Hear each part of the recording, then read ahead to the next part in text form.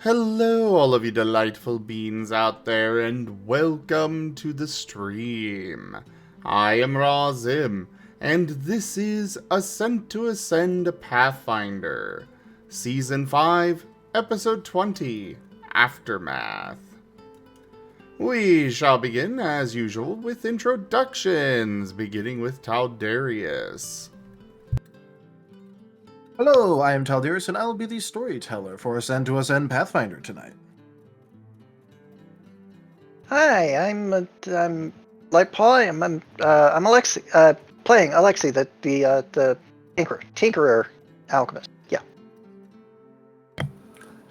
I am Tochemay, and I am playing the gnoll barbarian Gar. I am Razim, and I am playing the pair of sentient feral Marten twins, Nuclear and Warhead. They are psionic incanters. Oh, it's just a harmless little bunny, isn't it? And she is named Rosalia, being played by Tanya Sapien. She is completely harmless and is not planning world domination in any way. Hello, I'm Tiberian, and I will be playing Snow Shadow of the Vanishing Isles. A monk that loves alcohol maybe a little too much. A drunk monk, as it were. Hello, everyone. I am Temple. I'm playing Temple Dord Jägermeister von Glorious Balkenborg Wolfenstein. I'm a big Wolven Paladin, and the Khazarans totally trying to take over the plains. Everybody knows this. No lies here, but at least we're honest about it.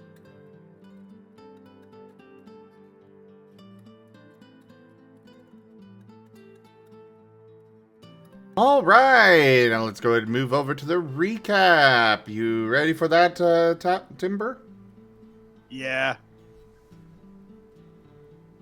Alright, so, previous episode, there was a lot of fighting. A lot of fighting. We were fighting the gnolls, and Nuclear and Warhead, well, they were blowing things up. I was chopping things down. Gore was chopping things down. Alexi was shooting things down. And Rose was picking things up so that those things could cut things down and or explode. And I got in a big old 1v1 with their chieftain, and he stabbed me with his weapon, that super duper course thingy, a bunch of times. And then he cut me down, but I said no you and used Rune of Retribution, and he killed himself. And then he picked himself back up because he killed himself. Yeah, I think it's definitely a cost. Anyways, we cut him down. And then, we started mopping up stuff. And I started going north to see... Thank you for the tip, Geemond. Alright, and then I started going up north, and then the twins started to give me a turbo boost. And even with my turbo boost, Gore was still faster than me. So I gimped all the way, I crashed through the wall, I saw Snow was fighting some really jacked up, poetical looking dude. And he was having some hard time with them, so I bonked the chaos out of him. And then he was able to finish him off. And I guess we kept one alive, question mark. One random gnoll. If the twins are allowed to take a pet from this fight, I'm allowed to take a pet from this fight. But we lost Julian. Wait, the twins what? Monk! I need a monk! A magnanimous dispensation. Tochemay tipped $100. Razim contract wet pit. Well, thank you, Tochemay. feel Uh, the backhand of justice. The goal was completely shattered. Thank you. Thank you so much for the support. I so hugely appreciate it.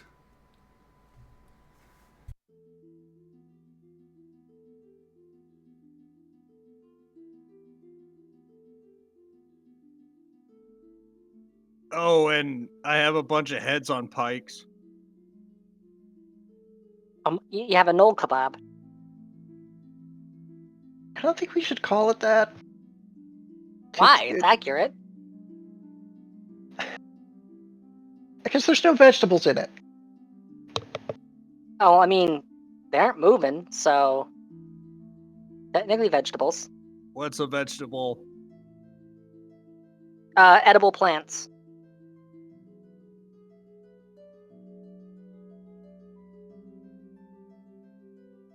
I mean, technically that means fruits, or fruits would be that too, but... No, Alexi, don't try nuance with Timber. It might hurt him. Oh, right. Remember, he's lawful stupid.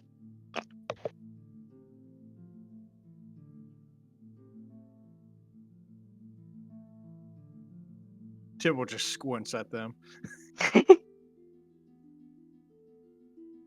But you kind of need like onions and that kind of thing for a kebab. Otherwise, it's just meat on a stick. Are you being a kebab purist right now? I like kebabs.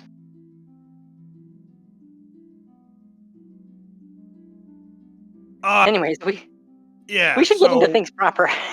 Yeah. All right.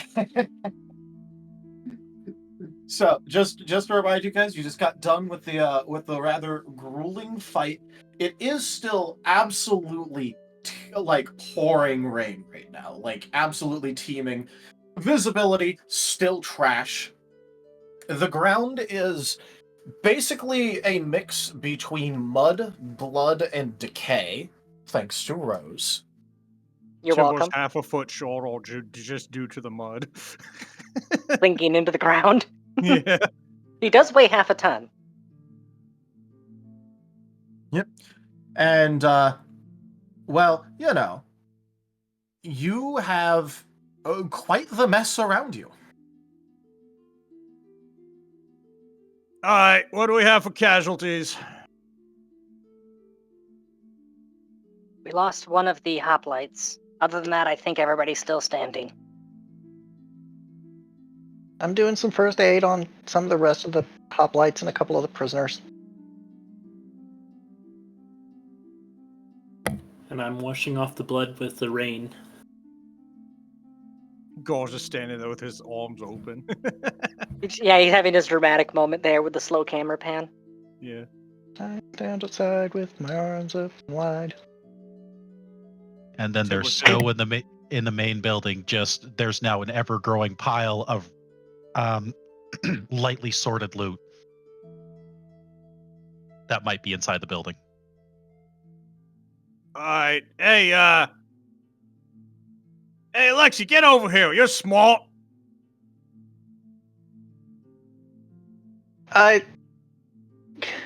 It'll take me a bit.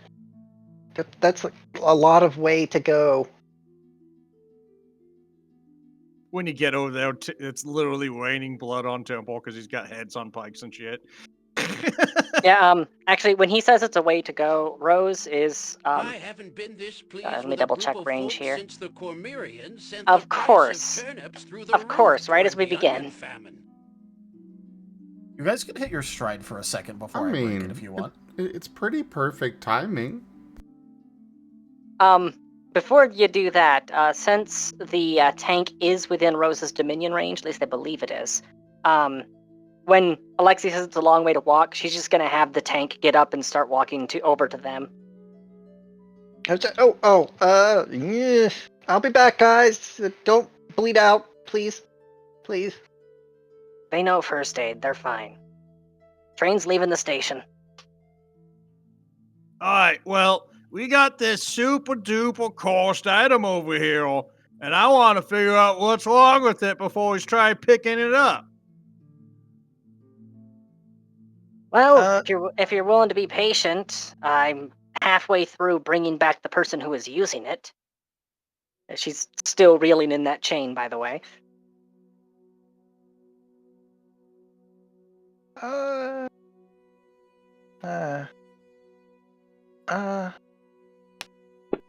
I'll send talk ahead.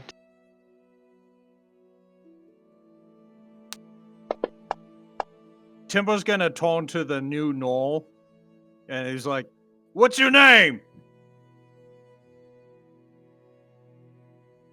Let me roll something real quick.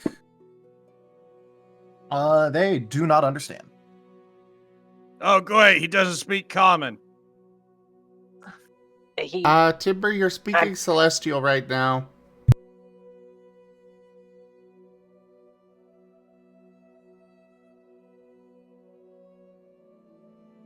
But he probably does not understand common either. Or possibly he doesn't have a name. You, designated survivor, do you have a name? They're going to shake their head. See? There you go.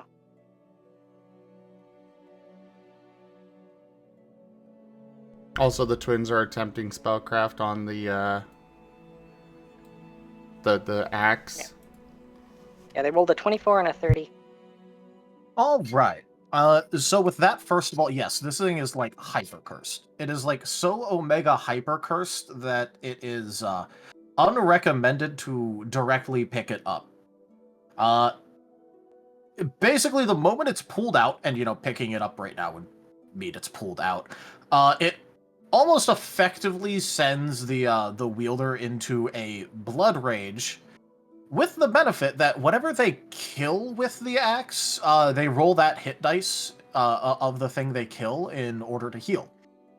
Now, it's also, first of all, extremely chaos aligned and does not work if you do not have chaotic alignment.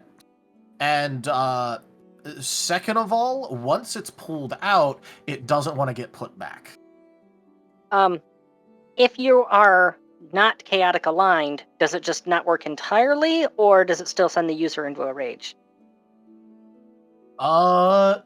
It won't do anything at first, but it's going to try to influence you into being chaotic and alignment shift over time. Okay. Nuclear's gonna lick it. Why? Tastes like many, many years of blood, grime, and muck are on it. Blech. It doesn't taste good. Yeah, Nuke, why must you lick cursed items? What do you mean? That was the first time. Yeah, one is too many. One's all that it takes. Well, no, it only affects you if you pick it up. We just licked it. I'm actually researching a formula to remove curses from things that should be relatively fine. Temple Chaos detects on Warhead. It was Nuke that licked it. He's gonna detect the sword. Or whoever licked it. It would be Nuke. Normally they Aren't are they neutral. chaotic good? No, they're true neutral. I thought they were... Ah, okay. Or lawful neutral, sorry.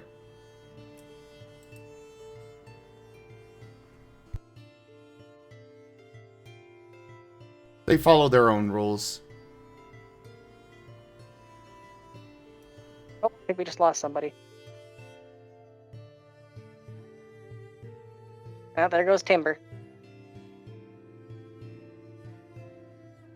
Their chaos was too strong for Timber. He detected chaos. And noped out of it.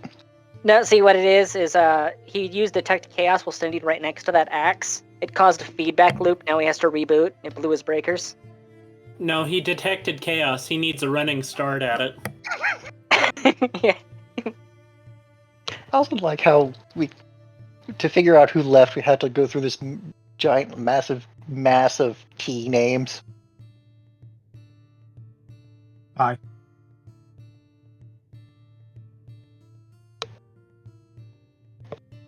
You know, the easy way is just look at the stream.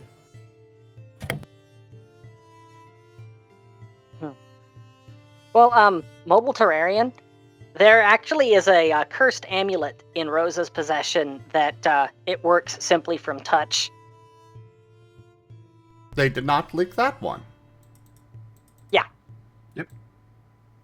Notably, this cursed item does not activate just from being touched, because it must be wielded for it to be activated. Yeah, which is why they licked it.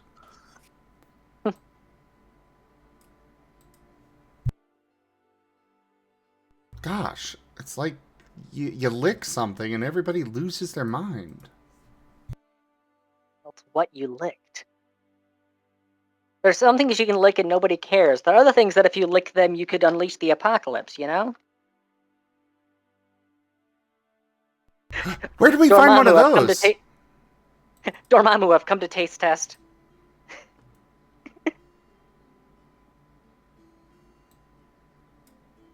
I mean, I have something that could move the thing without touching it or picking it up. Yeah, it's called a bag. Is it your booze barrel? Or that. Why would I put something cursed at the booze barrel? I don't want it contaminating that. I have standards. You do? Well, you know, if it's good booze, then instead of the booze being contaminated, the item would be purified. I don't have any of that. We've smelled your Right now. booze. You don't have any. You really don't have any quality parameters at all. Oh. That's Speaking. because it's all the stuff I've bought. I haven't had anything to make any. Also, how did you find my things? Speaking of booze, I was joking before when I said that I'd buy you drinks for life if you took on this entire camp. But you kept that second in command from delivering that potion, so that definitely deserves a round of drinks when we get back to town. I would not have wanted to face him if he had gotten his hands on that. You're welcome, as I had my chest and head beat in with a mace. Oh yeah, no, he played you like a bongo drum. He healed you a lot. That's why I wear a helmet. Too Wait, heavy. don't you do those barehanded? I've been hit in the head so many times, but luckily I have a helmet that I have taken minimal brain drain damage. The secret is that they didn't hit anything important. That is self-evident. Anyways, I see their mouths moving, but I can't hear them because the Kaiser's truth rings within my ears all the time. Anyways, the matter of that cave here. We have no idea what's in there, and I can't let go of this chain, otherwise this jerk-off's going to get away. So who's Ow. picking up the cursed item? Snow will, he can't sprint right now because fatigued, unless someone's got lesser restoration. He will move at the speed of 70 feet per round and make his way down. And he's going to rummage through his bag of holding, and he's going to pull out a fishing rod. With the biggest hook that he has out of his tackle box, he is going to wrap it around it, hook it, and he's going to start dragging it along. Wait, what are you dragging along? The cursed axe. Cursed axe. Ah, okay. I missed the first half of that sentence. I thought you were doing something regarding the cave with the fishing rod, and I was very confused. You know, Oh, we so I can get literally... home? You know we can literally just pick things up with our mind, right? But would that count as you holding it and wielding it? It's worked before for other cursed items. It only seems to have an effect on people like you. Temple looks at Snow. But why would I want to use that? You're too good for your own good. But It's a not. It's a corrupting force, is basically what he's saying. But I wouldn't use it because it's not even a good stick. It's got a big metal head on the thing of it. It's too heavy. Not it's stick better. You're special.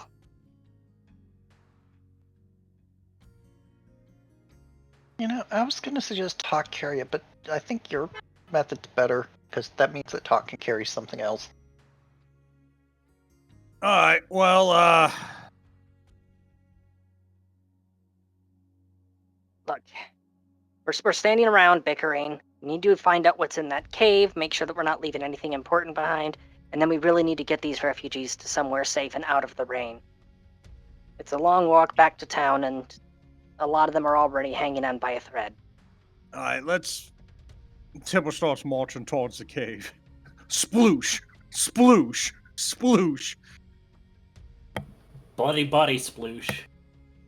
Fine, He drags the axe over to the front entrance, just jams the fishing rod into the ground, and starts sprinting off to the cave. Timber, watch your step, please. Don't. Those bodies are spare parts. And that was a rib cage. Past tense. Yeah, he just demolishes whatever's in his way. I mean, I guess I could still use it to make gunpowder, but later we'll figure that out. Sorry, Rose, I'm used to destroying bodies because I used to hunt people who do things like you do. Well, just the things you normally do to deny assets to the enemy, remember that those supply lines are our supply lines.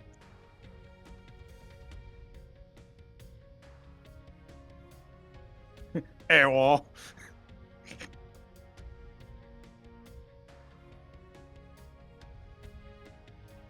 What? Is there any particular reason I just saw a circle spinning in front of his head? Don't try to think like him. He'll drag you to his level and beat you with experience. Wolven always win! Oh, we can help you think like him if you want. No. Honestly, the world would be a lot better if everyone was just like me and does everything that Kazor tells you to do. I don't even need to think, I just execute. I'm amazed it took him a minute to get to that conclusion. Understood, Captain Timber. Please don't. I'm just gonna. But then it wouldn't be genuine. Oh, so that's not in order for us to make it happen? I want them to see the Imperial truth for what it is, and then realize that my way is a lot better than their way. Then they honestly believe in it and stuff. It's logic. You know what? Before we go into the cave, I feel like... What's on the chieftain's body? Because if you were to keep something important down there, wouldn't you keep it to something to get access to it on your body? You're welcome to frisk him down, but any weapons or valuables, those are mine by right of inheritance. Oh, and, don't touch the chain. I'm currently reeling him in, and I do not want him to get away. If he gets across the river and I can't recover his soul, that's on you. Cave. Snow is going to look for anything that looks like keys or... Yeah, anything along those lines. He'll leave the rest there. I assume you are, frisking the body, though, to, make sure you find shit. Yes, he will leave the chain alone. He will not make any attempt to touch it. All right. In that case, it is tucked away a little bit, not immediately accessible, but you would find a keyring. He will gently remove the keyring as to not disturb the chain that's going on, and that's reeling in the chieftain's soul, and then he will race his way down to the cave. Try not to set up any booby traps. If you do, I will laugh. Timber's first, then. All right, Timber. There's a door. Timber boots the door. All right. I'm not even gonna have you make a check for this because this is like, not exactly the strongest of doors. As you boot in the door, new message from Jakovich. Oh no! The wall's kind of trapped! Explicitly true. New message incoming. A new subscriber. Come, steel yourself. We are building. That was a good message. Ryan the Wolf just resubscribed for 27 months. I wish only good rolls for the players. Thank you for that resub, Brian, and your 27 months of support. Also, he clearly does not know how our rolls look. It's because you keep forgetting to say for the Kaiserhorn. Yeah, and it can't be a question. You have to say it with conviction.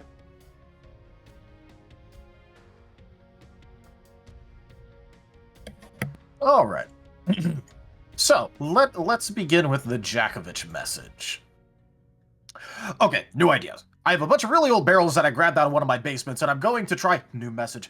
And fill it with all sorts of various monster bits, then turn it into jerky, so that way Bitey can eat it. I might new message actually eat it too. It might be good. It might be good to eat depending on how Bitey reacts to it. I would hate to waste some good jerky. New message. After all, was always taught by my cousin Yolanda that'd make my mom and pa upset if I wasted food. So I want to new message. Sure, I don't do something that would upset them or disappoint them. They may be dead now, actually, but that doesn't mean that they won't be, new message, disappointed in me, and that would be a shame. Talking about things that are a shame, I found out that I'm not supposed to build, new message, a dungeon on Relago. It would have been a great little project for my stepsister Veroni, but I might just do it anyway, because we, new message, don't really have any strong fights here, and ever since that weird wolf broke in, all I had to fight, and I had to fight all the way through my house, new message. There really hasn't been too many fun things to do. Even that lich I went out and found wasn't too much of a fight. New message, think there was some sort of librarian or something. Actually, I might just go and collect myself a cryohydra and make it gain some heads, new message. A 10-headed one would be a good starting point, though I really need to up its head count to make it the best fight possible. Okay, two things. One, I really hope that the lich that he mentioned was not tunnel, and two, I now know where dungeons come from. Crazy bored rich people. You just came to that conclusion now. Okay, so we need to go back and collect him because he'll have more fun with us. He has a librarian! Who else has the resources to build a massive dungeon? It's rich people. Tunnel Jackson. I was being sarcastic. And, yeah, a lich librarian. Yeah, I could see how somebody could interpret Tunnel as being a librarian, so... Librarians are the worst! They guard the gates of hell! Well, thankfully, Tunnel is not actually a librarian. It's just because he's a bit of a scholar, he could be mistaken for one. I'm just worried about his safety because he's a valuable asset I wouldn't want to lose. And I feel like Jakovic is the kind of person that actually could take him down. He's crazy. It's not librarians that guard the gates of hell. It's Rose. Do not tell him that. Rose is a librarian! I knew it. What's in the cave? Rose is a librarian. See what you started. Yes, I see. Wasn't me. Inside the cave, you see a winding path before you. It looks like it's been, mined out and stripped for at least some materials, at least right here. Timbo marches in, kind of just looking around, but obviously going deeper. All right. Oh. Alexei's casually holding a bomb ready to go.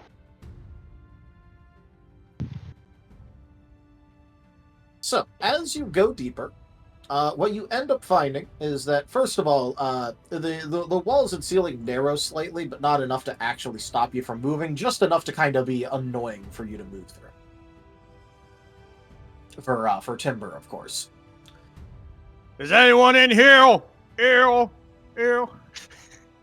There is no response.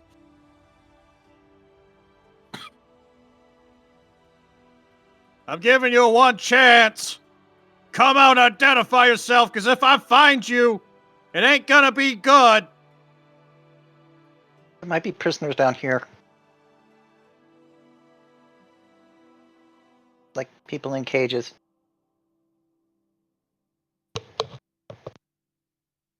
Now to find them. Temple keeps going. I like it when No. they do that. No, prisoners would be kept up top as food.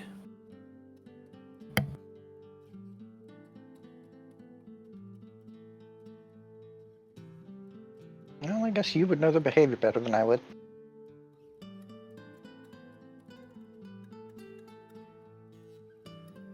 And Armin. As you descend, it eventually it does actually widen out into a small little cavern, where it's obvious that, like, additional work was being done. Trying to mine out the area. From what you could see, and just based on the observations that you had made about what was going on a little bit before you attacked, it is probably likely that they were having their various captives work in order to do this rather than do it themselves. Before whenever they got tired or injured or whatever doing this, and they weren't recovering, then they would just be turned into food. As for what's down here, though, there does seem to be, well, first of all, a fair amount of tools for the job, a whole lot of waste rock, and then a couple different barrels and even some chests that are kind of being held aside in their own area.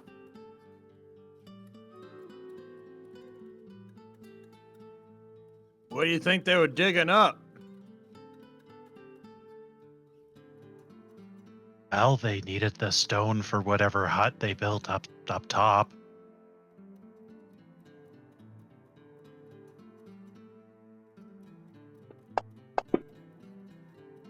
What's in these barrels?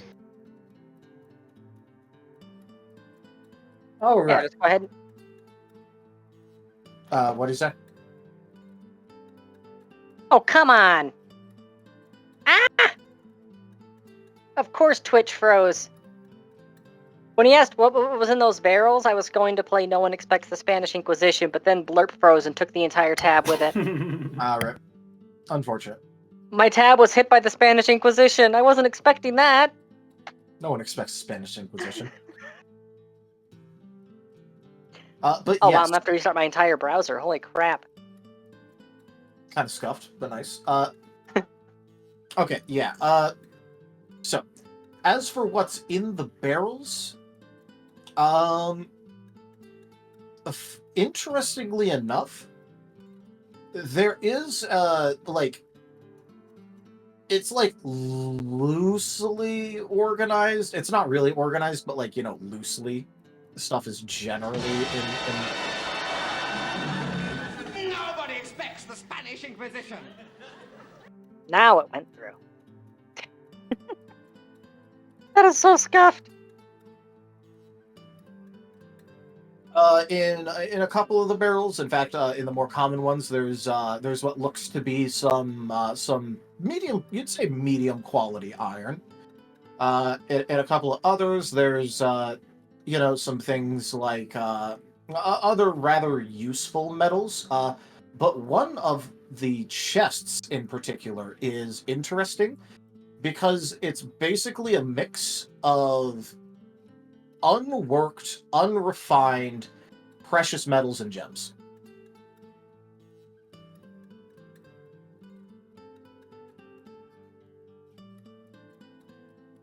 Now, normally these would be locked, but Snow already grabbed the keys and stuff, so. It's really simple to unlock it, considering you guys have the key ring right there. Yep, Snow would probably see the chest while Alexi is looking at the barrels because he wants to know what's in the box. What's in the box is unrefined precious metals and gems. Ooh, shinies.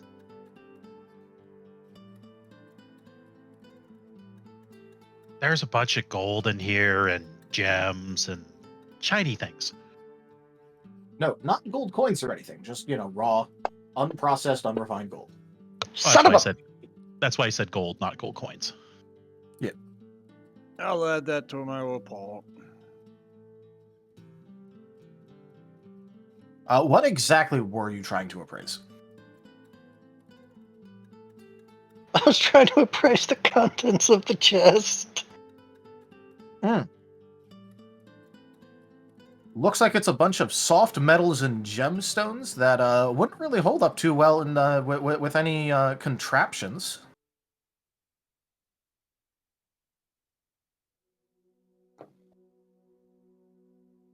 Well, I can't use these.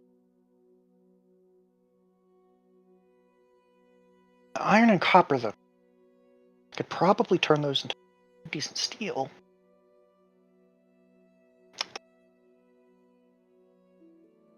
The iron doesn't feel like it's a bad...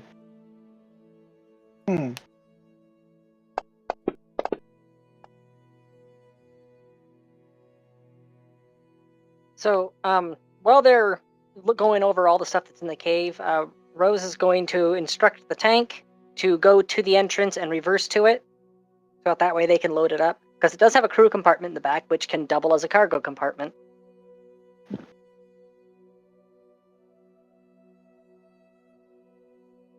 So, what does Nuclear think of these things?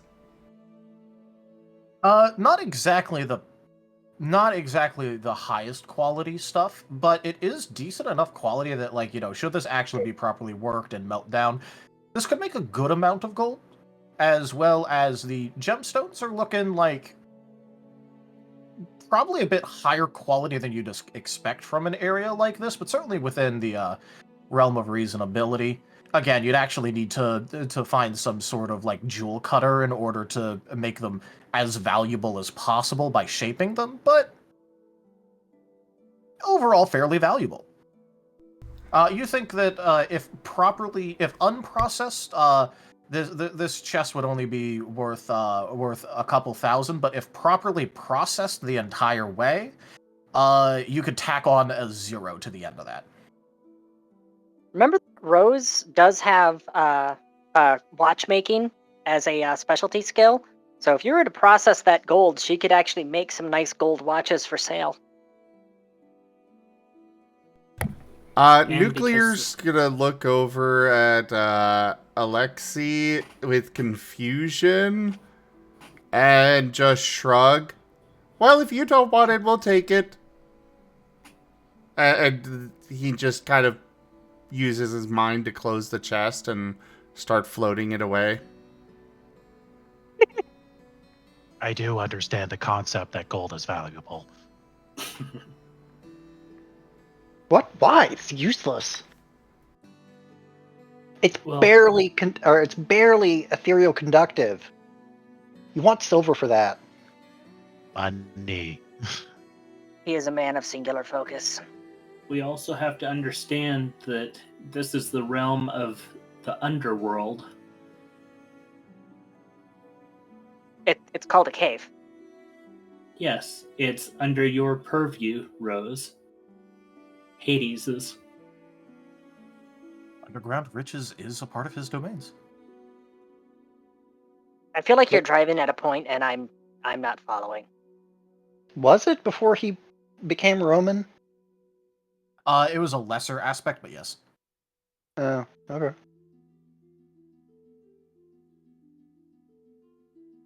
Literally all gems and precious metals that are still in the earth are the domain of Hades or Pluto. Yes. So I Yes. think he's saying you get to decide what happens to. Mm-hmm. Yeah, I already repositioned Atlas to the entrance of the cave so you can start loading everything up. We can decide who gets what once we get back to town. Right now, it's just a matter of pack everything up and let's get out of here. Yeah. Remember, please be careful. We've got two firearms that are kind of slightly disassembled right now.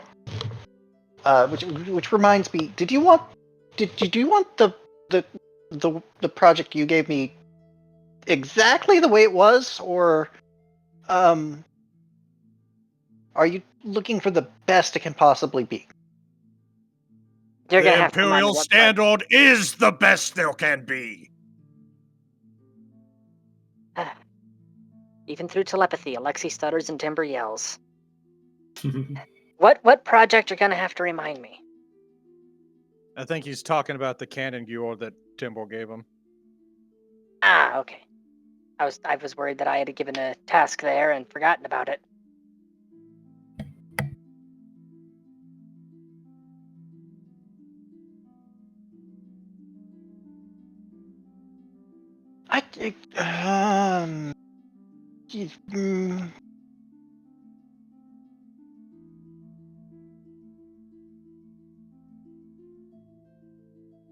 You're gonna have to rephrase that. I don't speak succubus.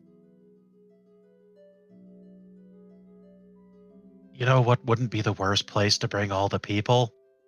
Here. It's dry. It's relatively safe. I want to get them medical attention as soon as possible. That means getting them to the town where the medical attention is. And the more time we spend pondering who gets what, pondering the various riches, blah, blah, blah, the more time they are sitting out in the rain right now. So just pack everything up and let's go. Timbo will grab some stuff and shove it into the tank and just start marching back to where the group of people are at. All right. Oh, by the way, quick little fun fact for people. Hades is actually one of the gods where the name wasn't changed between Greek and Roman, because by the time that the Romans, did the whole thing, assimilation. The Greeks were actually calling Hades by an epithet known as Plutos. Fun fact for you. By the way, that meant the rich one or the wealthy one. So, yeah, no. Fun fact. Yeah, I get the feeling he gets a kickback for every soul that Sharon carries across the river. We have a working relationship.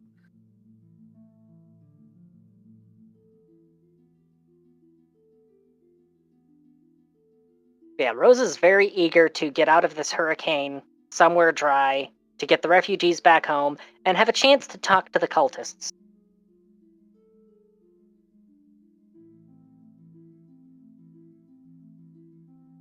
Wow, talking a lot more civilized than I thought you were going to do to the cultists. I thought you were just going to turn them inside out.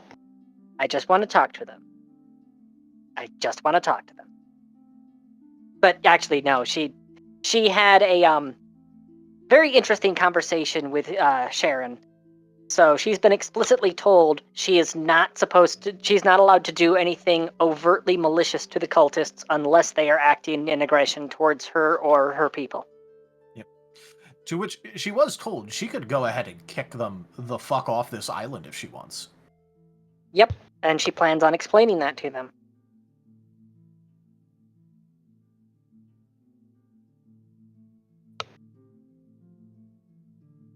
Well, do we want to let the refugees march through the storm, or do we want them to let them rest and wait for the storm to pass? You know this weather here better than I do. How long do storms last? Usually if it's this torrential, it's a hurricane, which means it could last all day. All right, we can move them to the cave, I guess. Maybe just get the sickest people in Atlas with me, and Everyone else can. There's a lot of people that we can be with the cargo that would be in there. You could fit like at most 4 or 5. Yeah, I was thinking the 4 or 5 sickest people. Why can't they march?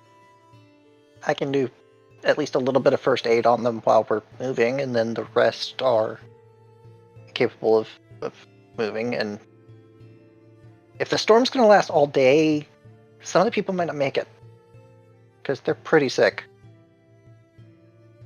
Demetrius, are you still connected? He was never connected. I thought the twins added him. Nope. Oh. Did Demetrius go back over? Go ahead. Did Demetrius still go? Yeah. Did Demetrius go back over to the hoplites, or is he still by the fallen one? He was standing guard over the actual fallen one. Okay, we just had a bit of a conversation. Demetrius, actually wouldn't mind knowing your input on this. We're thinking about moving the refugees to the cave until the storm passes. But they do need medical attention, so we could send word to town to have them send some clerics out here to meet up with us. How does that plan sound to you? He's gonna almost not quite tap his foot a couple of times in thought. Turning to look over it to where he can't quite see them, considering the downpour and the fact that it was on the other side of a hill. To He's be looking fair, towards where the refugees were. To be fair, a rabbit tapping their foot is actually a sign of aggression. Yeah, I know. it's just he's almost tapping his foot because he seems agitated about something. This could be a sign from Poseidon. If they can march, why can't they march? They are in no condition to march. Some of them I will are. carry most them of them aren't. then. And Carry them. Demetrius is going to go. I would prefer if they never set foot in here again and we could raise it all to the ground. But No, also... Timber just gave me a wonderful idea. The roofs on those improvised buildings, those are basically plates of wood, right? What if we put those on skids, we tether that to the back of Atlas, we can have people, anyone who can't march, we can just put them on that and then drag it. Do a sled. Exactly. We just drag a sled behind Atlas.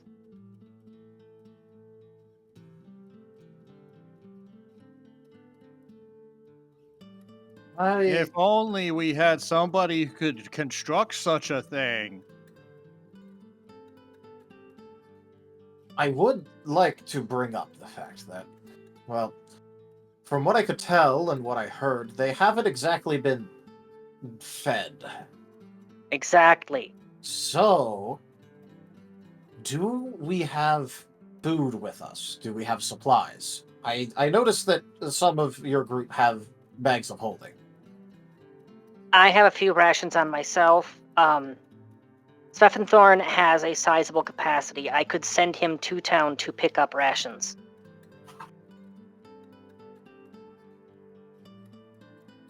He can't communicate, but he could carry a note signed by you to authorize something from the reserves.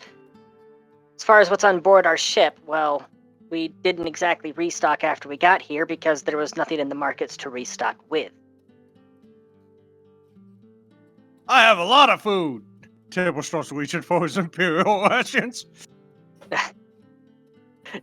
Timber, most of those are meat-based, and most of these people are hair folk.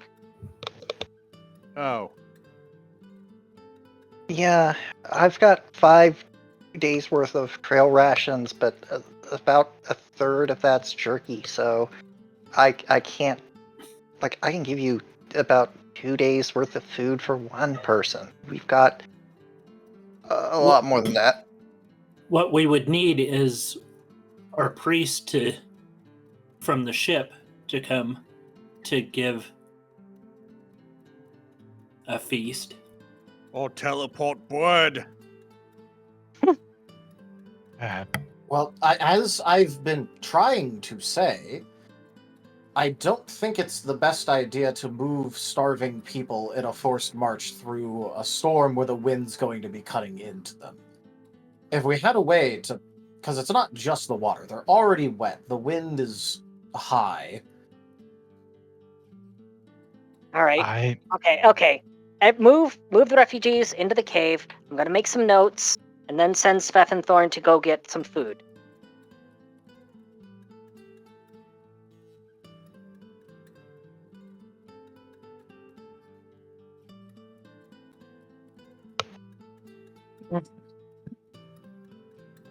I think the sledge idea is a good one. I think we can probably do that for some of the worse off people, so that we can get them medical attention faster. Yeah, we'll do that after the storm passes. Just start moving them into the cave. And yeah, she's going to use Sveth and Thorn's wings to shield her from the rain, and she's going to prepare a note. All right.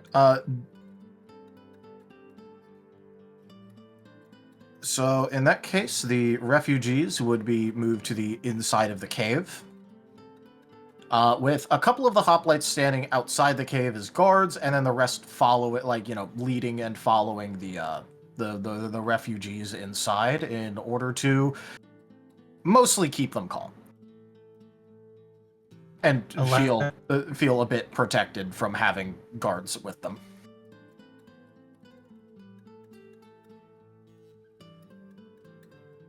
Right, she is going to be preparing a note. The note is going to say, Gnoll camp neutralized, multiple refugees in need of medical supplies and food. Fill this creature with as much as you can fit in the bag. Fill the bag with as much medical supplies and food as you can fit. Blah. I can't word. Words are hard. Word. No is going to hand over to Alexi. You look like you might be better at the healing. He's going to hand over a healer satchel. All right. Yeah. So yeah, she will be signing the note, and then she will be handing it to Demetrius to sign it as well. And once that's Demetrius done, would sign. once that's done, she's going to use one of the trick actions for Suffenthorn to instruct him to go to the ziggurat, deliver the note to the most important looking person, and return if filled or if denied.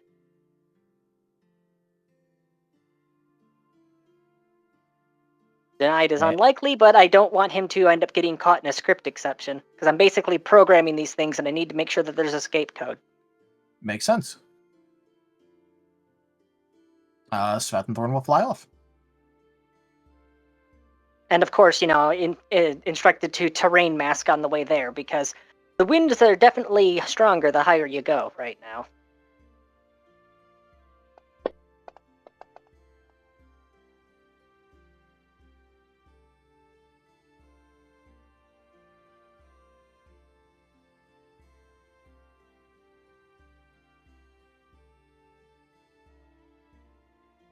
And I will say that this one is a specialized kit for first aid. It's better for stabilizing people. All right. Alexi, with that, you would be able to determine which of the refugees are sort of the worst off, seem the most worked, the most ragged, have picked up some sort of cough or disease or whatever.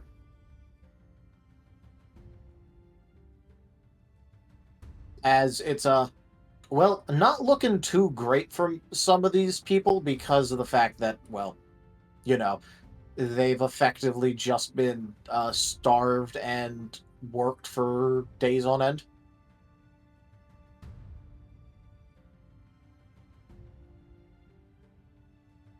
Okay, aside from...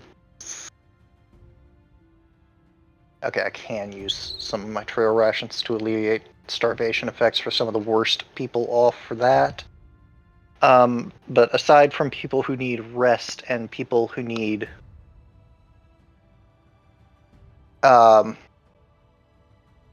food, does anyone look like they need actual medicine in addition to the rest that is something that would be in this first aid kit?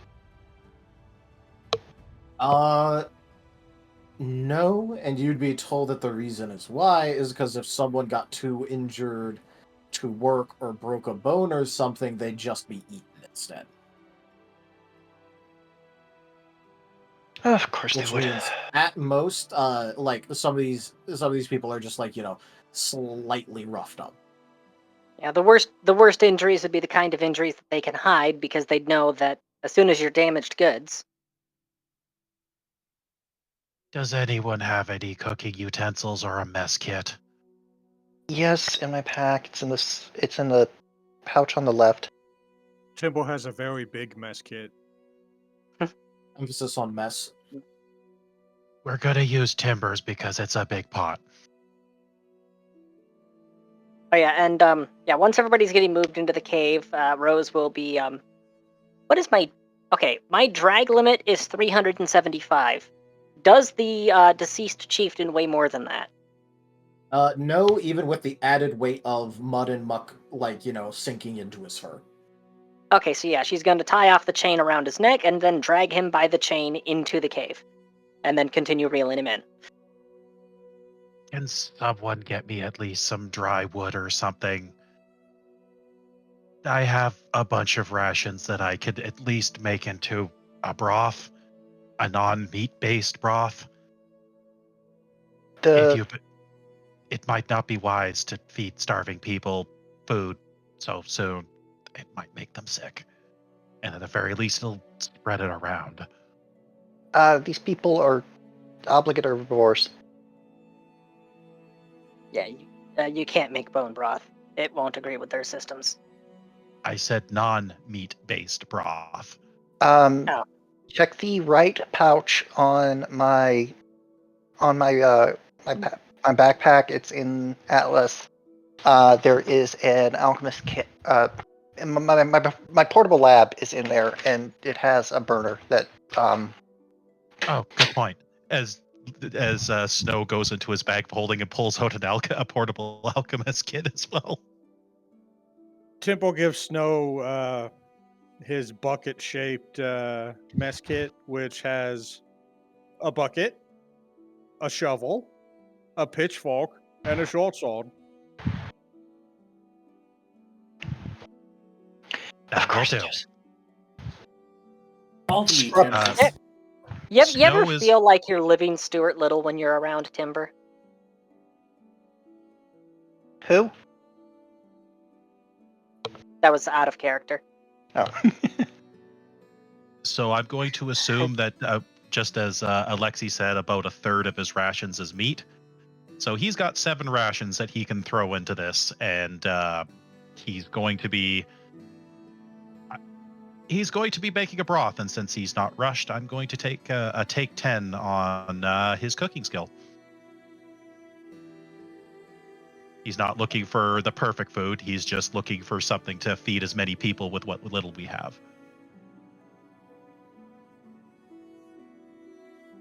On the upside, we won't have to feed the cultists. Oh, we're gonna feed them, all right. Just because they won't like it? Sounds like a plan to me.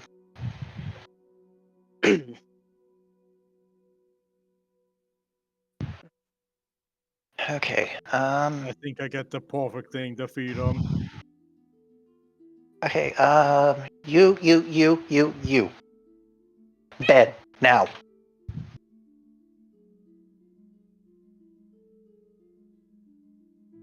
All right, I take it you're pointing to like some of the more exhausted of the. Yeah. All right. They're gonna look around for a place to really sleep, and just kind of shuffle over to one side of the room where the floor looks a little less jagged. Speaking of sleep, did what's his face ever wake up?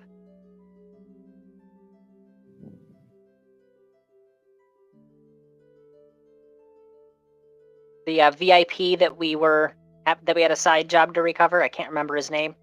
Rain. Rain. Rain. Yeah, no, Yeah. it's no. They are course still he's- asleep. And the worst off, Snow will pull out one of his bedroll, and he'll also pull out a blanket for those who are the worst off to go sleep on. All right, it's definitely not comfortable, but it sure is better than bare rock floor. Tibble is going to take his sleeping wall and just blankets a bunch of them. There you go. That'll keep you warm. Yeah, given the size difference, Hairfolk versus Timber, his bedroll, that'd be enough for several of them to be on. And I would say Snow's trail rations would go a lot further because they're meant for a medium creature, not meant for a small creature. Yep. By the way, 16 Hairfolk can fit on your bedroll, Timber. Countless. That's technically called a fluffle. I love how One- adorable all of the terms related to rabbits are. Damn straight. It lulls our enemies into a false sense of security.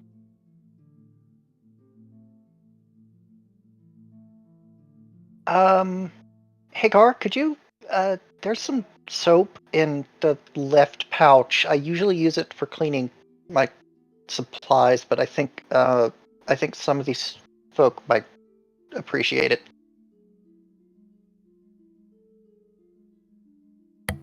Yeah, I can grab that and hand it over to him. Oh. That just reminded me. Because my brain has weird connections. Timber, there's somebody that definitely could benefit from your rations.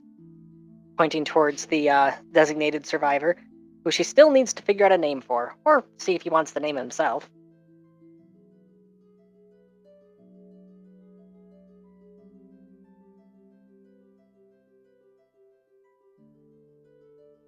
What I Tibble understand, grumbles and then feeds the savage. if what I understand, you people were starving just as much as your captives. We try to keep our people fed. We also try not to axe murder our subordinates.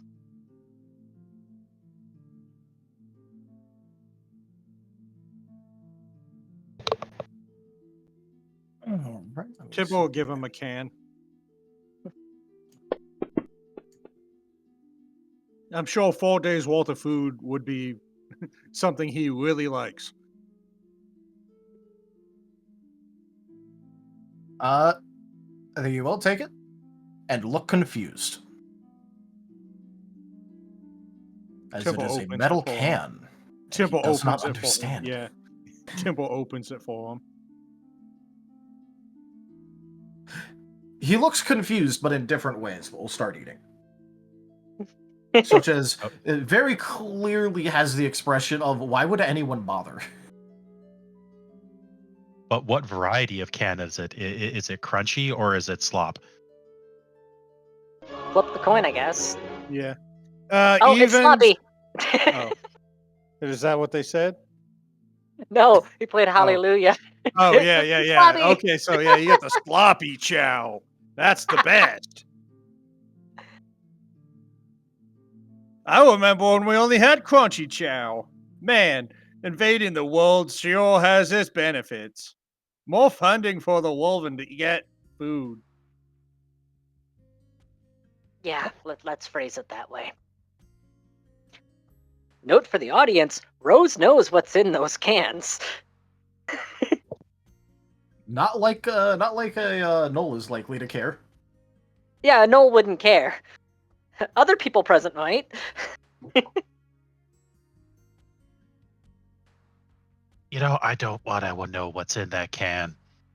It smells like an abattoir. The gnoll is eating it.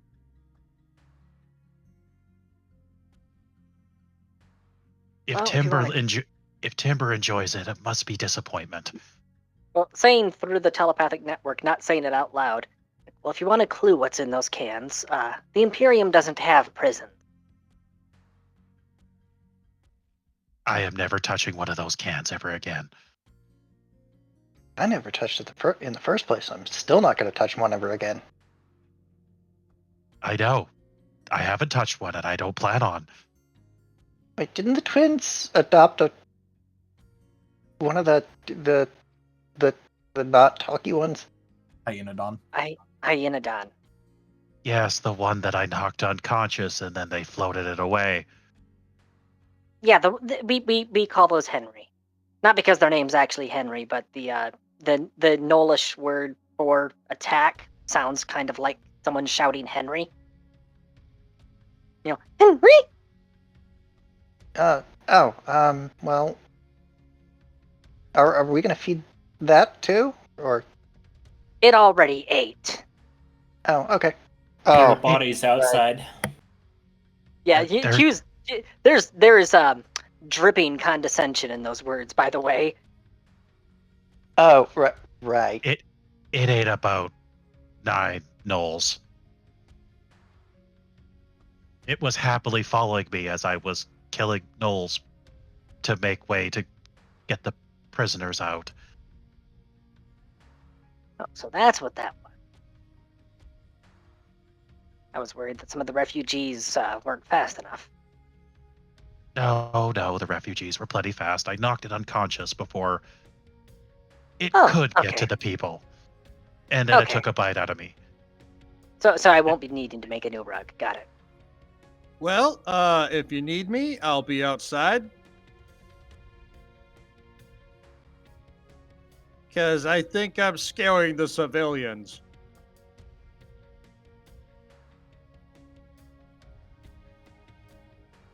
Yeah, it's the civilians, just the civilians. He grows on you like a malignant tumor. Stomp, stomp, stomp. He even walks loud.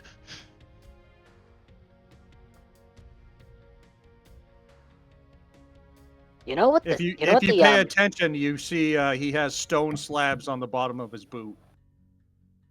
You know what's sad and slightly entertaining? Hmm. Well, he's slightly below average in terms of intelligence. Everything else about him, that's just how paladins in the Imperium are, and they have hundreds, if not thousands, of them. Timber also doesn't believe that he should be inside during the storm. He needs to be punished. For what? For being For able to- living. It's part of his religion. Is he gonna catch a cold? Am I gonna have to? Oh no, he can't get sick. Oh, Many people have tried. Oh, that's the same as me. I Well, haven't been sick for oh. years. Okay, well, I say he can't get sick, but there is that one thing. But we're working on that. In fact, that's actually, unless plans have changed, that is our next stop after this island. By the way, you two made excellent mercenaries for this, and of course you will be given the compensation that our town feel like part of it again. Anyways, I don't remember if I actually asked this or not, but would you have any interest in joining a crew? You have a ship? I usually have to pay to be on those. Well, yeah, how do you think we got here? The warship in the Imperial Navy! Remember that he's going by... Go ahead. Remember, he's going by Imperial standard when he says that.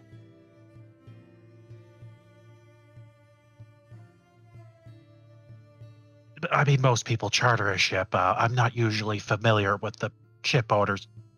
You know, why not? It's a heavily modified adventure galley that's been outfitted for all manner of combat. Dwarves worked on it. Yes. It's been, Which clan?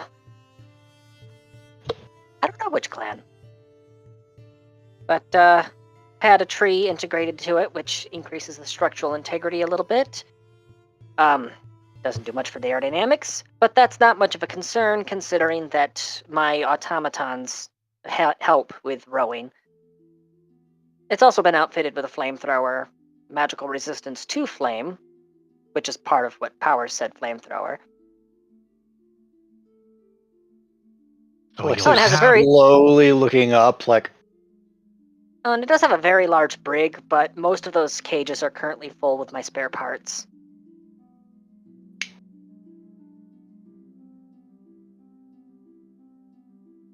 huh. So some of my more interesting brews you won't have a problem with. Oh, and we also have a dragon. After- It's just a little one.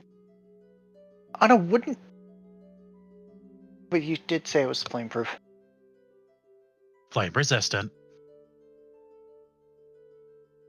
Yeah, but he wouldn't damage the ship because he considers the well, I won't say where the room's at, but the room that there's a room on the ship that he considers to be his lair. He also has How- 3 kobold minions, and they are amazingly good pickpockets. And one of them is really good at stealth.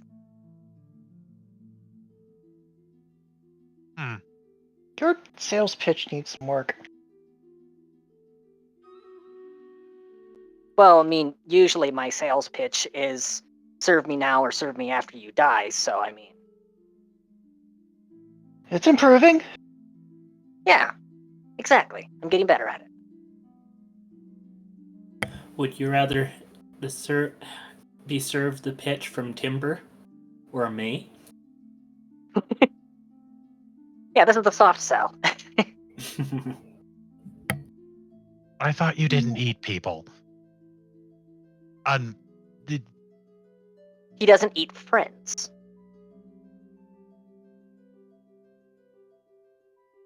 Squint. You know what? My chances here are much nil. Why not?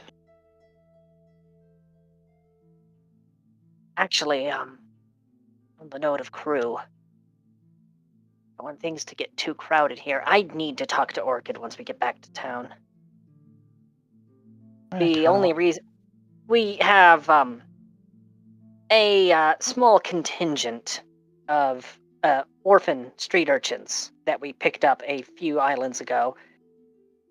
There's a whole story around that, but things have been ramping up, and I don't feel comfortable having that many youths on the ship. So I need to talk to Orchid because they're children of the streets. They won't gladly or happily go into anything clean. Orchid doesn't deal with clean things. So, And in the orphans theory, were already made a deal to be on the ship. I am back. Well, Sorry yes. about Go Yes, they were. But what I'm thinking is Orchid could, potentially be a father figure, and he could start his own thieves guild. It'd be less dangerous than being on a warship. Do you really want Grug to be under him? Oh no, we keep Grug. Grug's too precious.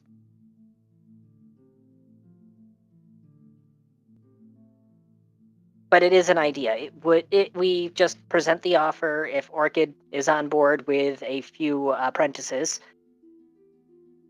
Like I said, it's living under his employ is a safer life than being on a warship. I mean, are they gonna fit when they grow up? That is part of the problem, yes. I'm trying to think about the future. If we continue picking up specialists in various locations, the ship's going to get crowded. And also, don't forget about Timber. They're his conscripts. Yes, and technically, Lagos was just liberated in the name of the Imperium, which means he would need to station a guard at this newly liberated location.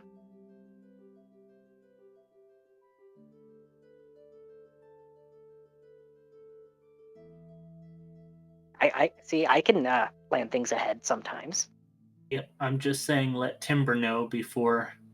Well, obviously, I'd have to run the decision past him, but usually if something is sane and reasonable, then he's willing to go along with it. Have you met Timber?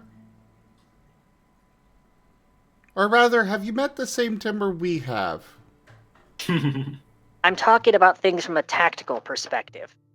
When it's anything that has to deal with social, emotional, or compassionate, obviously he's lacking. But when it comes to tactical assessment. He actually does know what he's talking about. And Rose, don't forget to keep reeling in.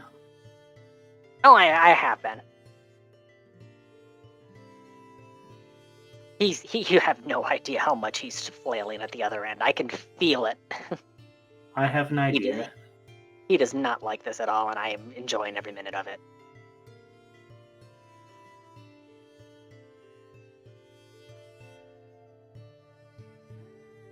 What idea would that be? Of how it would be to be on the other end. Oh, that's okay. I thought you meant I had an idea, like something you were going to propose. Oh yeah, no, I've been on both ends of this chain before, and thankfully my phylactery just yanks me back in one go. To have the trip between dimensions take a full hour. Oh yeah, he is suffering right now. Hey, no, I said bed. Rosalia, didn't you want us... So, Moriarty's not around anymore, but we knew that you wanted him to, tell you when something might be too evil? This is the man who killed my father. We understand that, but, that might still be too evil. There are exceptions to every rule. We're just saying... Debatable! We are being your, we're attempting to be your moral compass here. Slowly aiming armlet. We will continue to do so, regardless of what you do. This one is mine. Once I have him, I will have a lot less things to be angry at the world over. Sure. So why don't you just, do it then, instead of dragging it out? I'm not dragging it out. I only have 2 hands, unless you want to help. Sure, we'll help. As they cut the cord. There, we helped. It's taken care of. Oh, no, they'll use their, telekinesis to help. Provided they actually are able to touch it. That would be up to Taldarius, because her reeling in the chain was pure flavor text. The spiritual cord. Yeah, by the actual text for Corpse Puppet, it's just spend an hour with the corpse to develop a connection. It does not say anything about the method by which it's done. I just added the chain for flavor text because chain's already an established thing with Timber. And you're also dragging it out. Well, it has to take an hour. Pretty sure it's been at least, 6 hours by this point.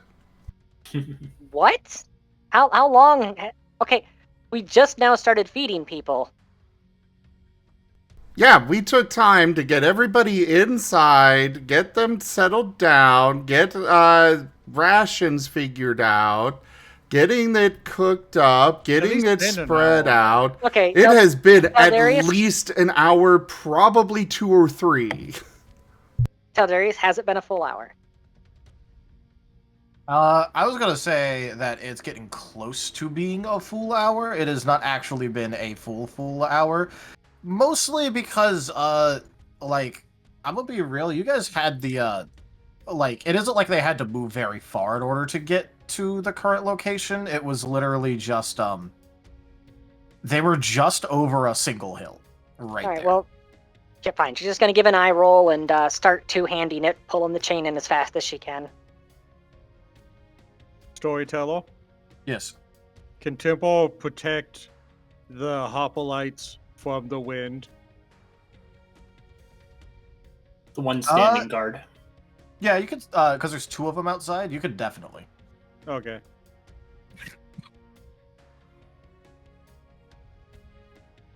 You definitely can. Temple being a nice guy. Well, not trying to. we digging in for the night? Yeah, that's what it seems like. It would not be wise to move some of these people while they're not in the best condition. Yeah, I know that. I wasn't sure if we were going to be leaving them here and going off on our own, or if we're going to be protecting. Oh, we are not leaving them. They are coming with us. Hopefully when more food shows up. We are escorting them back to town. They are Okay. not in a good enough way to walk on their own. Okay, well, I've done what I can for the people who are here. I will take second watch. Thank you. And with that, he pops the welding goggles that he's wearing down. Oh. Settles on the bedroll. And the people that Alexei pointed out are probably the worst off from hunger. He will start feeding them first, and basically whoever's the worst off, they get fed first until everything is gone.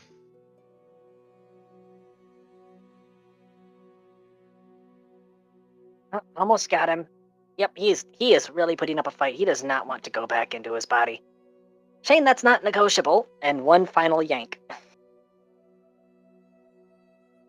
All right. Might want to move him out of the poor defenseless citizens who he terrorized. Oh, don't worry about that. Don't worry about that.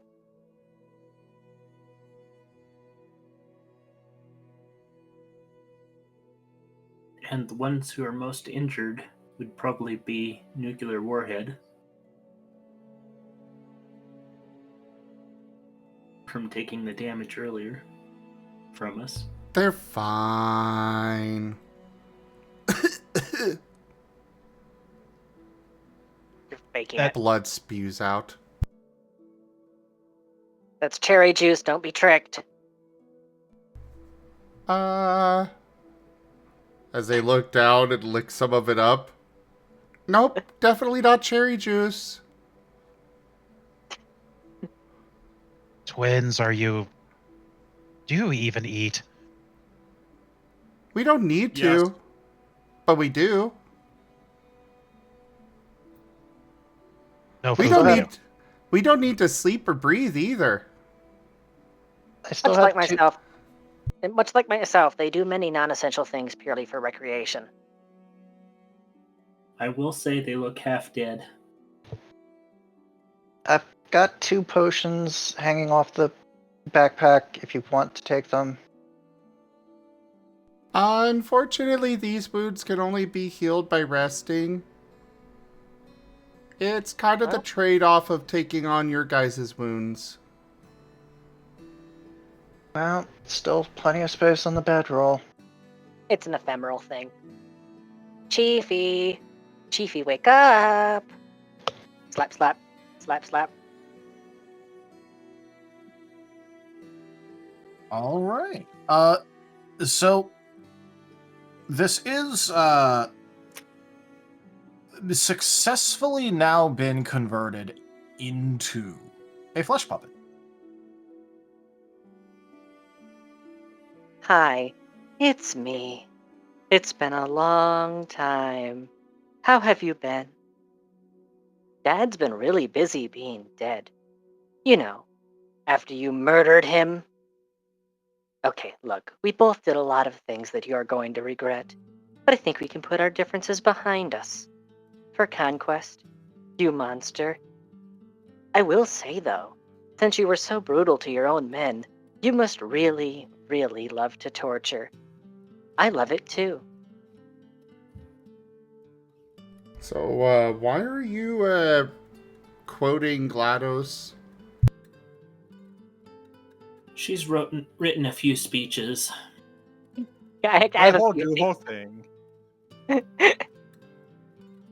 I was You just know going to the be biggest- nice and not bring up the GLaDOS part, but Do you know the biggest lesson I learned from what you did?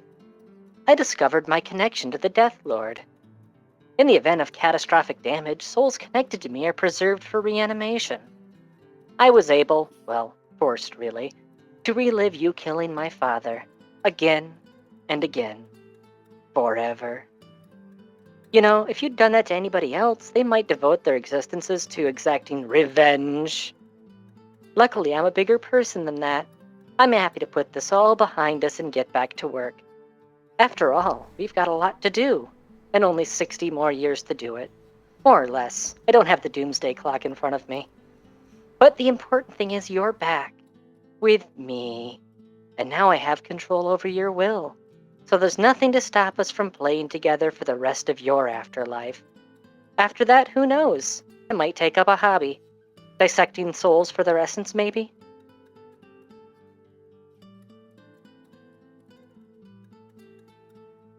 Remind me never to piss her off. We don't think he actually understands you. I mean, look at him. One of his eyes is, like, looking off to the left, and the other one is looking up. That's because the optic nerve got damaged. Trust me, he's in there. We're also not He sensing understands. any mental activity there. Because the brain is just dead weight. It's the soul that's keeping it moving. Also, corpse puppets are not mindless. They just have a spark of their former intelligence. Yeah, but, you know, the transitive property is, you know, 1/10 of 0 is still 0. Well, remember, he did ascend to leading a gnoll clan, so he does have some intelligence.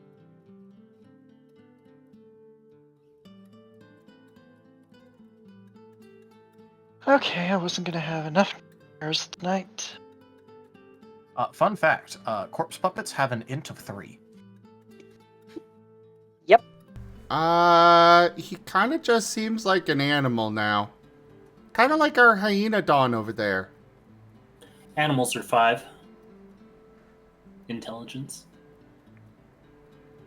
Look, the point is, he remembers who he was and he can feel pain. That's all that's important to me. Rosalia, that last fact is your evil side showing. Let me have this one thing. Also, by the way, just to correct something real quick, animal level intelligence is intelligence scores of 1 to 2. 3 is when you're able to understand speech. Which is why they have a intelligence of 3. Oh.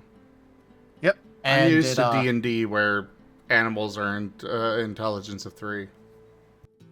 Nope, in Pathfinder it's 1 to 2. Also, fun fact, you know, it means he's technically an intelligent being. I'm suddenly reminded of something that happened in Vox Machina.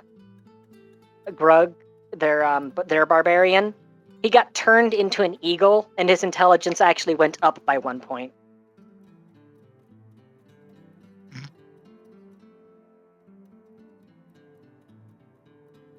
Because yeah, the eagles have an intelligence of 9, and Grog had an intelligence of 8.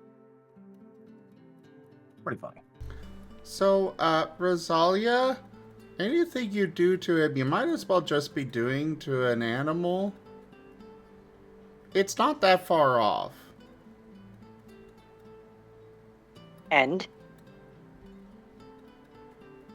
It's, kind of really reprehensibly evil. No.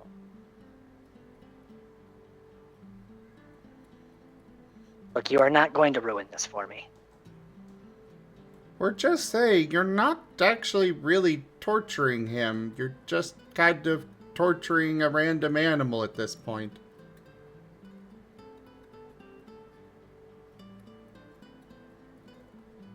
Are you done?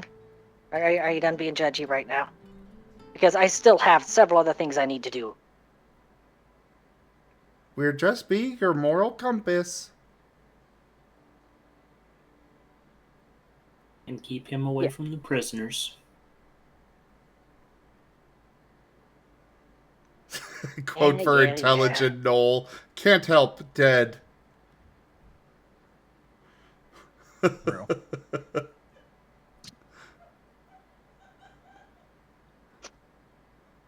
Well, Nuclear and Moorhead are going to go over to attending, you know, they're going to be taming their hyena Dawn. And It is currently still passed out. It is sleeping off a bonk to the head and a food coma simultaneously. right.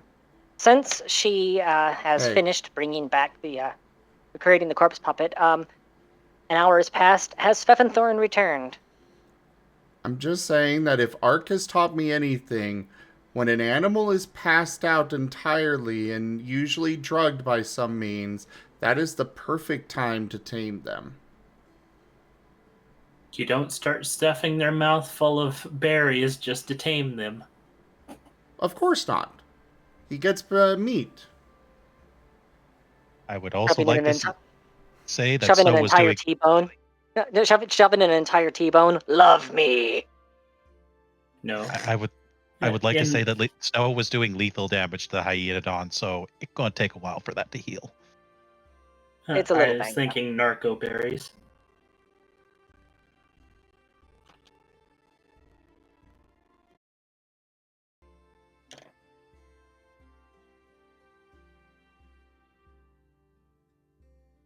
All right. With that done, the dead hoplite, she is going to begin preparing their body into a rune-scribed mummy. Oh. Drop someone again. Yep, it was same Timber. person. Same Timber? Okay. All right. So she can create a lesser rune-scribed mummy, and they're able to inherit one spell from the person who created them. So the spell that she's going to give them is the Ghost Strike Curse, if possible. All right, that would count as a spell.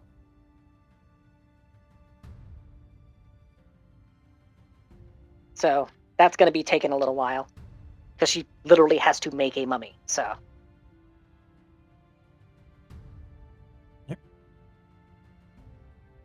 Also, fun fact about Rose's new boy toy is that it only understands her due to the link between herself and the corpse puppet.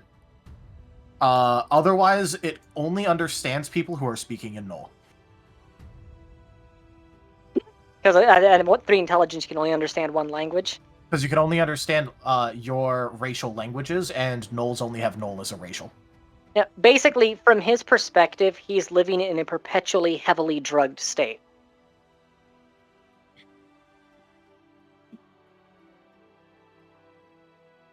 Yep, so in an emergency, I can talk to him. Yep. That is true. Well, you and the currently unnamed pet.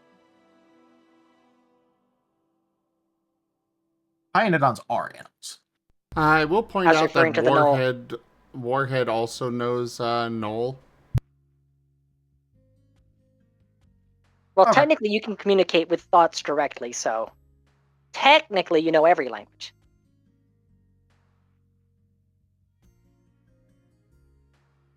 Big quotation marks on that, though.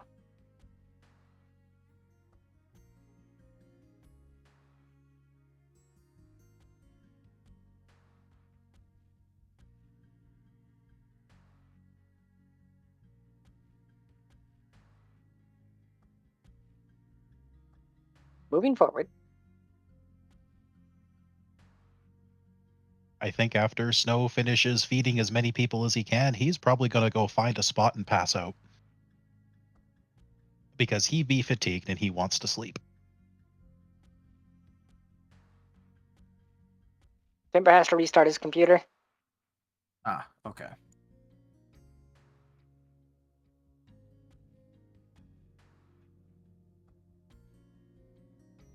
So yeah, Rose is tied up with, well, tying up. So that's her for the next hour.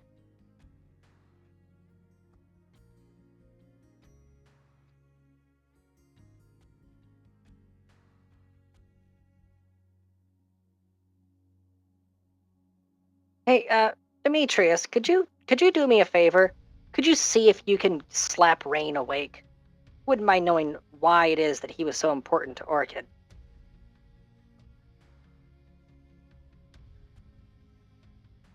I believe I can. He's looking a little bit confused about it, but well, look, I literally have a heart in my hands right now. If I were to slap him, it would. Okay, never mind. I'll wake him up.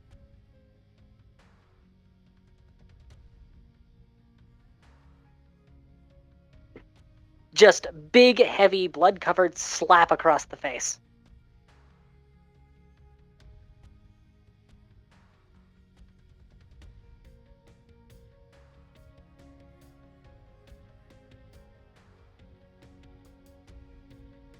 And then there's Calderi? Gar. yep. No, sorry, someone was trying to call me on my phone at 9:30 at night for whatever reason. I'm back. Welcome back, They probably wanted to talk to you about your car's extended warranty. bro. Does seem to be a popular topic. And then there's Gar going through the mental anguish of this is what could happen to his own clan while he's gone. Oof. Adventures. Emotional damage. Now God knows why Temple Crusades, because adventurers are the worst.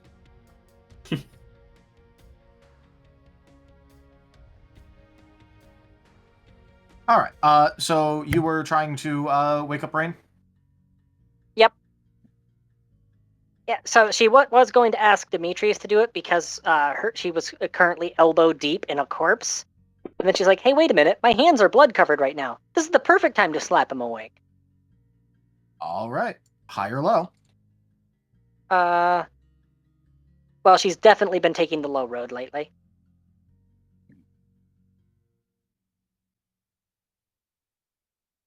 All right. So taking low. Yep. Cool.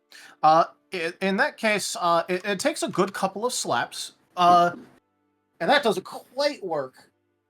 And so you settle for a slightly harder one, which is probably considered a smack. Probably.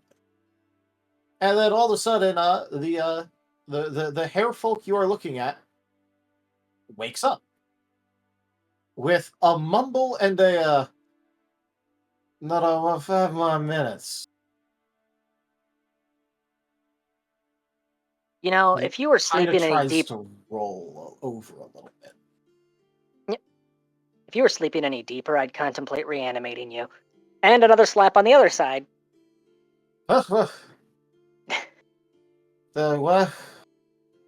Blink, blink. You should have just had Temple go drill sergeant on him and flip his bed. Bed. Wait a minute. She's just going to lean in and whisper in his ear, "Where's Orchid's money?" She's gonna try the head game to jolt him awake. Oh no, I don't know where that guy's money is. Damn it, I was hoping that would work. You know, if you want to play head games, we're the ones to do that. I'm just trying to wake him up. I'm not trying to drive him insane. I was half expecting him to say, where's his money in his pockets? I mean, he is half awake. That's a shame, because Orchid sent us to collect. Oh, that sounds like a him problem. Warhead's gonna go over and remove fatigue. I mean, that works. All right, that's a thing you could do. Here, I was about to try waterboarding him. I mean, we've got water, we've got cloth. I prefer to call it baptism. Tomato, potato. What's a tomato? Yeah, you have been really type of- leaning into the evil stuff way too much. This is my victory lap, okay? And? And I'm going to enjoy it. But that is the path to the dark side.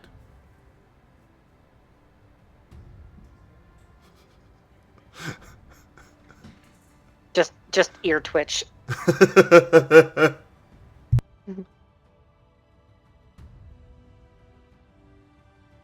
as Rain just kind of rolls over a little bit.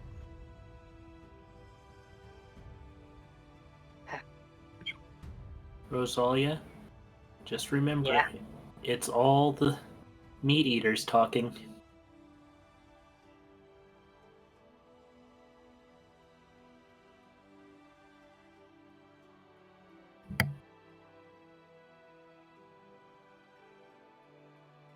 Look, I am fine, all right? I'm just enjoying this moment. Doing my best to, anyways. People keep detracting from me.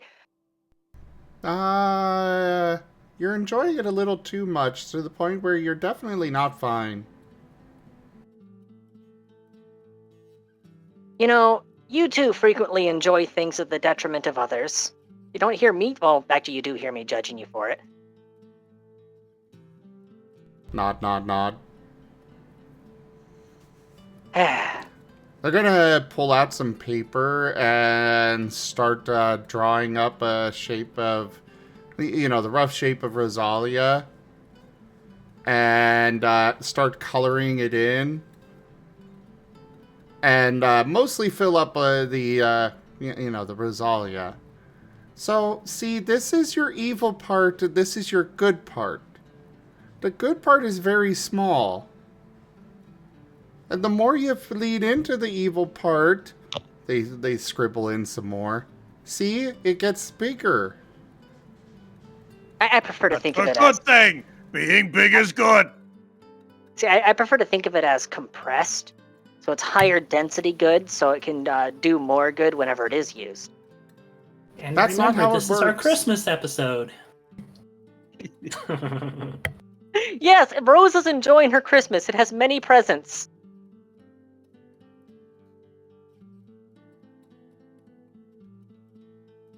That's not how good works. We think you know that.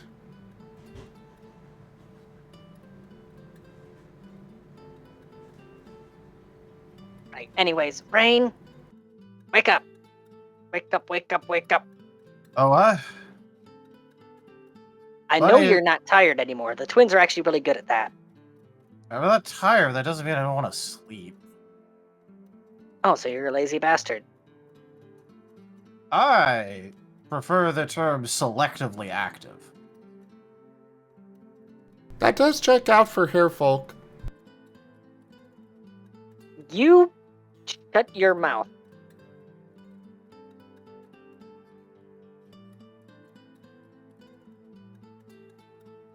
So, I wouldn't mind knowing why you are somebody important enough that Orchid put a bounty on getting you back alive.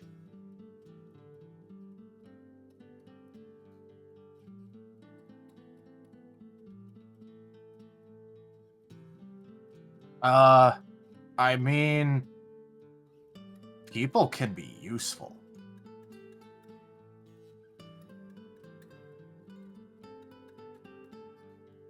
You're gonna keep deflecting. You're gonna keep deflecting in front of the necromancer that everybody else is currently worried is going off the deep end.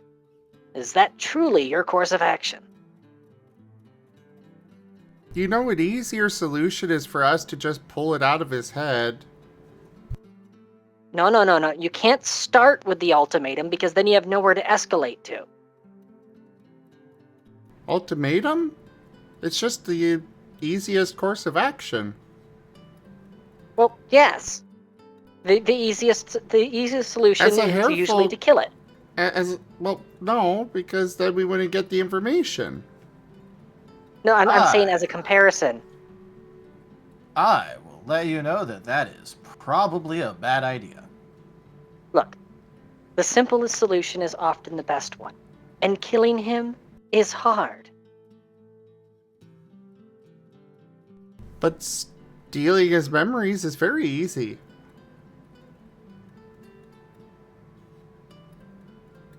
Look, Rain, are you gonna start talking, or are you gonna let them start running a spoon through your head? I will just let you know that is unrecommended. Why do we get the feeling that you're his dealer?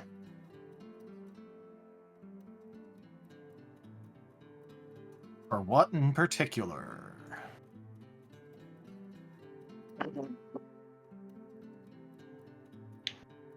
Okay, fuck it. Twins, drill baby drill. Time for mental combat. She tried. Mental combat. Do, do, do, do, do, do, do, do.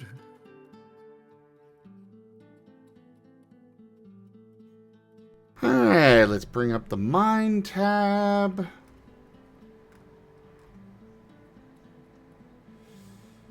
Let's see.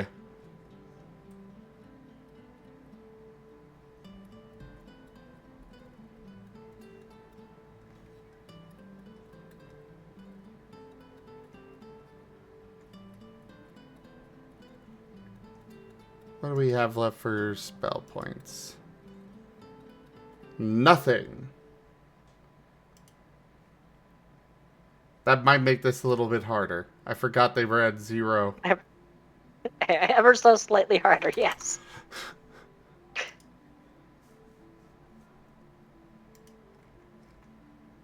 They go to cast the spell, and you just hear a beeping, low fuel warning.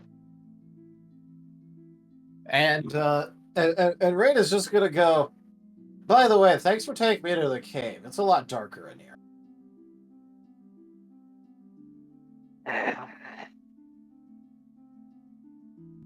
How much did Orchid promise you for bringing him back alive? I don't think an exact sum was mentioned. It might have been 25 gold. Oh, I was asking Countless. Yard. Yard was the one Yeah. that picked up the bounty, wasn't he? I believe it was Temple, actually. Oh wait, no, they would have gotten Ember- some back because level up.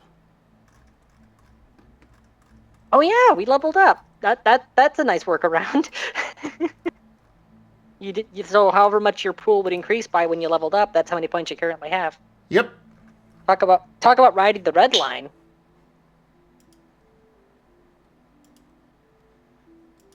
And if I'm not mistaken, I believe it was 1,000 gold pieces.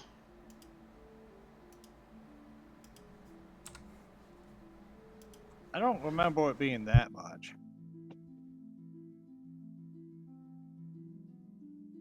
That was an attempt. I think there was an attempt to manipulate the storyteller there. I hope that he Yeah. doesn't keep notes. But I know Taldarius, and I know not to do things like that because I know my place. It's also Taldarius, and he keeps incredibly extensive notes.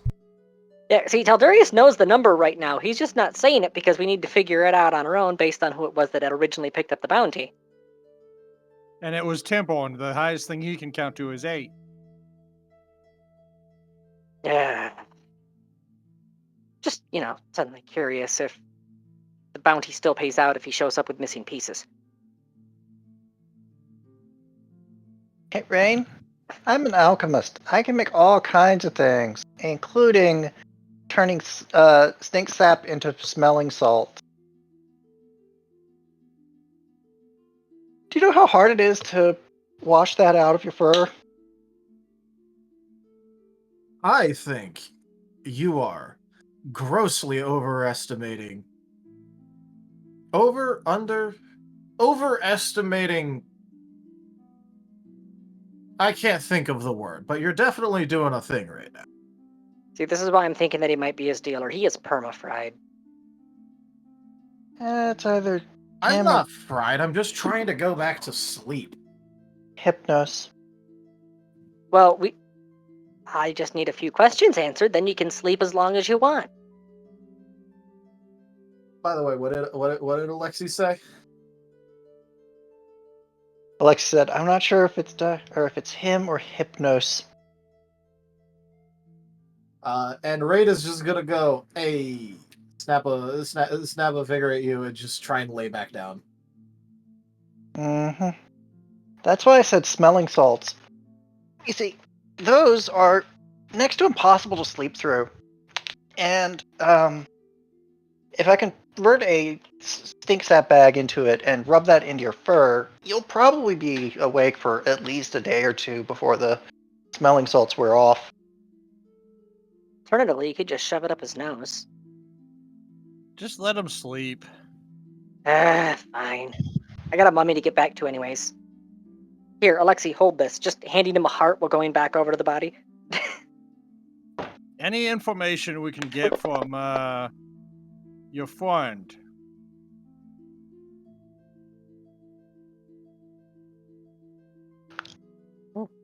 We should conserve our strength just in case we become ambushed. Fair enough. They could have had patrols out. Although, I get the feeling that they would have come back by now. Unless they saw the storm and decided to hunker down for the night. The gnolls aren't the only threat. Oh yeah. Given there was a huge battle here, opportunists might follow the smoke.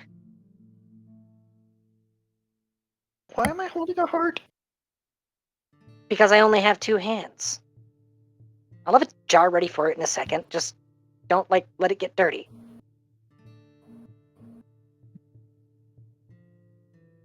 Everyone's thinking about inside the cave, but Timbo knows outside the cave is more important. Which is why there are 2 guards standing outside the cave.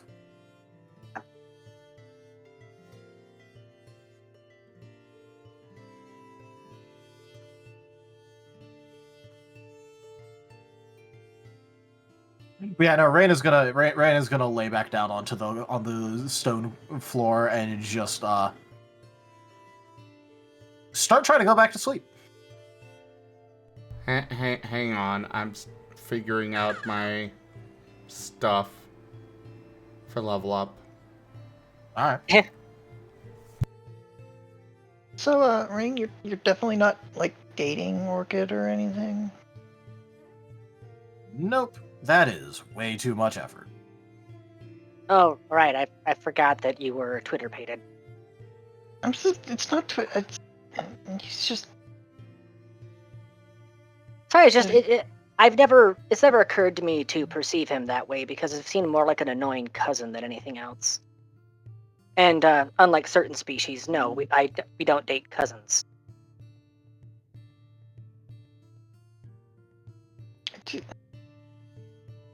I'm not even... It's not even, Take your stupid heart. Hey, look, all I'm saying is, when in Lagos, do as the Lagosans, okay? I was trying to, but... Okay, so I think I kind of messed up. 3 more spell points to play around with. Nice. All right, just slide it into the jar here.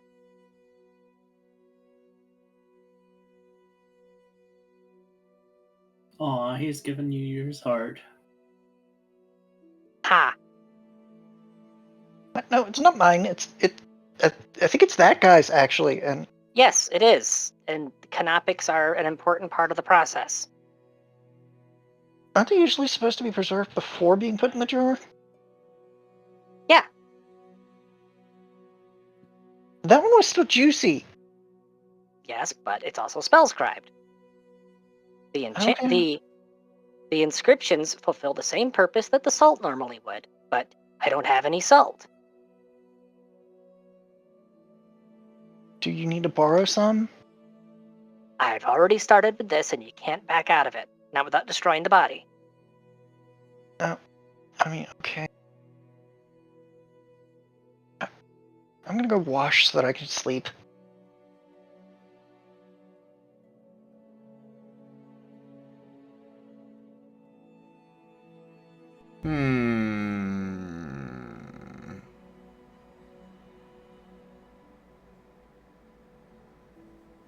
Remind me not to rely on him next time I need to scoop a brain out.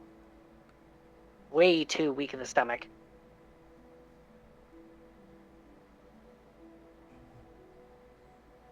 Okay, I've got an idea for how this is going to work. Going to use Powerful Charm. The creature will obey any course of action given, so long as the suggestion is not obviously fatal or against the target's nature. They will need to make a will save to try and negate it. You try to tell him to wake up. Sorry, that's against his nature. Well, no, this was being attempted before he was trying to go back to sleep. I was just figuring out where my level up stuff was. But anyways, they're going to implant a powerful suggestion, a powerful charm of answer whatever question she has, or she will definitely kill you.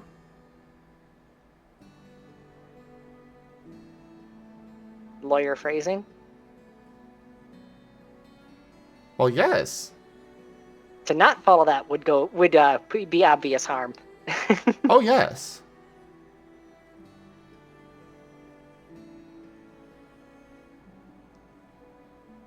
Alrighty. So this would be his thing. He's got a chance. Well, it depends on whether you consider this a basic request or a very simple request.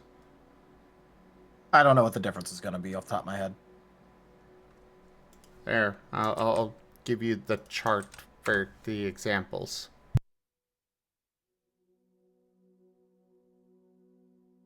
You just linked me to the direct mind thing. Well, yes, Okay, it's the chart's right at the top. Well, after the table of contents, but, you know. Table example requests.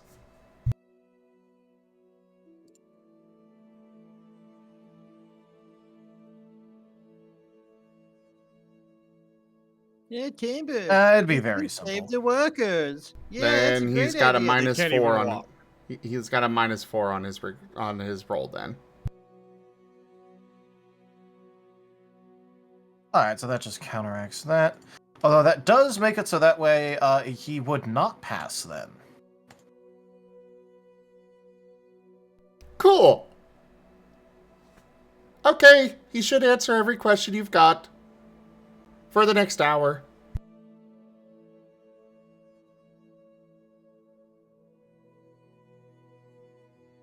Oh, I've only got one question. What is it that you do for Orchid that's so important? It's not really what I do. It's more of who I am. And that would be... Okay, look, is it really that?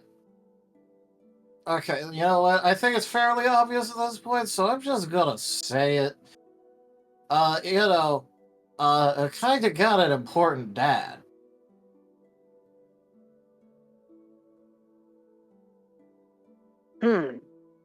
Would you or your father happen to have recently purchased an estate that had gone abandoned?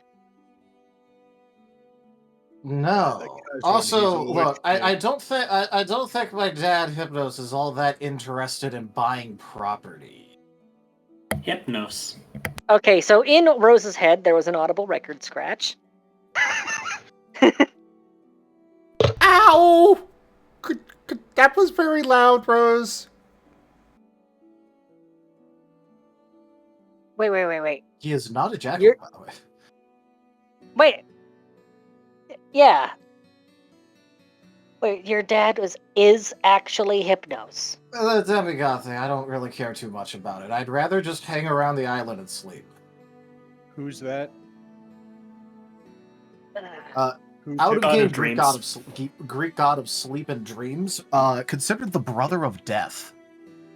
Oh. Not Hades, Thanatos, the actual god. Asher as a brother? The actual god of dying. Not the dead, the act of dying. Okay, we have a slight problem here. I might need to go talk to my boss. Crap. Well, I mean... Buddha, shoot this! Why he's got a bounty.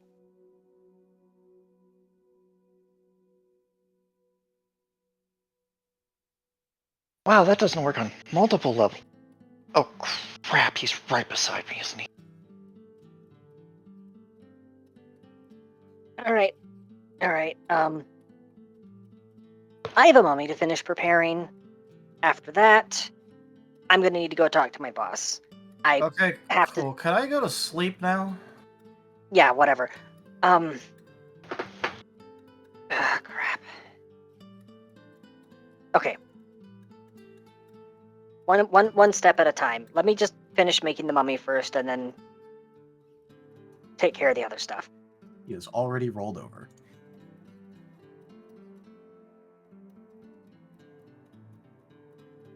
Yeah, at least that explains why he's so sleepy.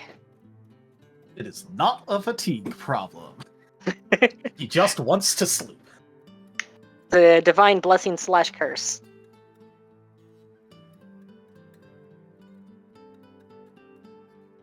It also explains why Organ really wanted him found.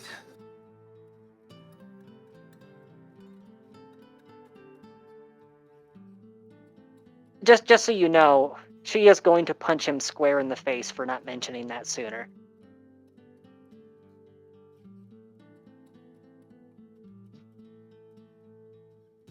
Thankfully, if a hairfolk loses their front teeth, they grow back. It's just, long and annoying and painful process. Exactly.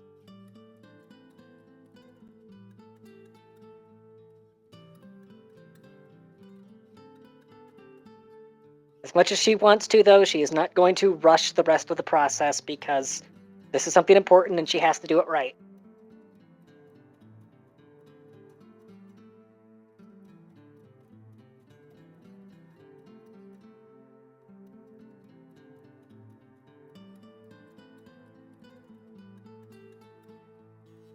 Alright, so is anyone going to stop Rain from actually going back to sleep now? Nope. Well, got no reason to, and with that piece of information, starting to think maybe we shouldn't. His lack of motivation disgusts me. That's why Tempo's outside. He might just try and make everyone go to sleep if he keeps getting woken up. That too. Snow's already asleep, and he's the only one who's not antagonizing him. No, Tempo's outside. He's not doing anything. But then again, he exists. With his back toned outside, still antagonizing people. I mean, he's probably judging Alexei for needing to wash up after handling one heart, but... Weak.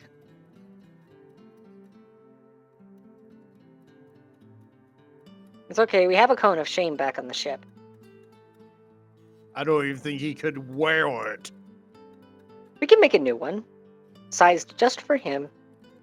But then the weight of his sin will not be on his shoulders. We can make it out of cast iron. You can make things out of not iron? Well, okay, if it's supposed to be made out of iron already, then yes, he would have the weight. It's not heavy for you because you're big. Remember, he's tiny.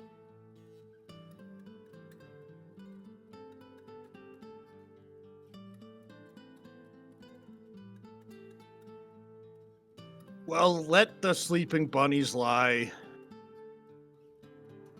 Not a bunny? But... Well, Taldari said not jackalope, so I'm assuming that just means regular hairfolk. Yes. Which is quite the interesting situation. Yeah. Actually, I just realized Rose might need to explain that. Okay, so there is an anomaly here, which is part of why it took me a second to make the Hypnos connection until he actually said it directly. For hairfolk, you notice how I have antlers and hooves? Those who have connections to the divine manifest that. They become jackalopes rather than ordinary hares. Notice what he does not have. Horns. Motivation. Well, that too.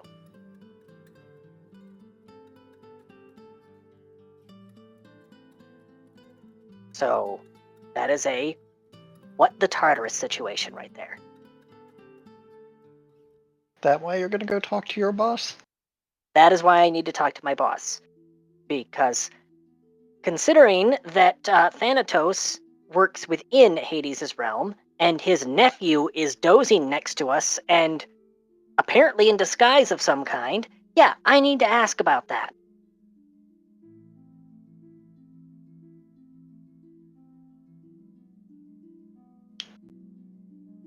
Well, it shouldn't be too hard to find a place to meditate.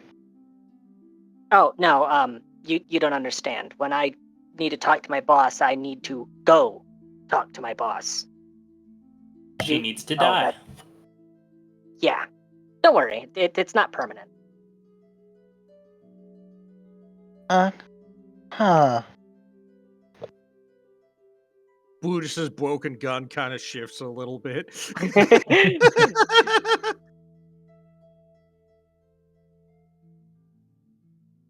May your sword never dry. May we never need you again.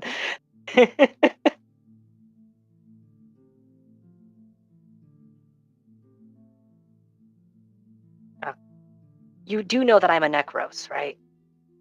Not necromancer, Necros. It's something different. Well, I know that now. Necros straddle the line between living and dead. It's one of the various paths to becoming a lich. No, I am not one by choice. It's what's kind of forced on me. Because my boss can be a bit of a damn it. Something other than a nice person.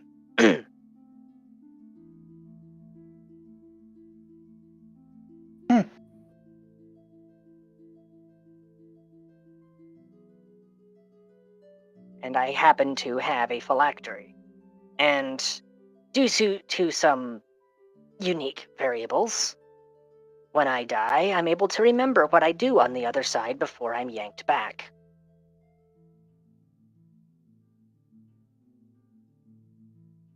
Huh, no wonder he picked you then. It's been a multi-millennia long game as far as I can tell. I'm just the most recent iteration of it. That sounds really complicated. It is. It is very complicated. You ever had a conversation with your previous dead selves? No. Pretty sure I haven't. Yeah, it's a real existential headfuck. Sounds like it.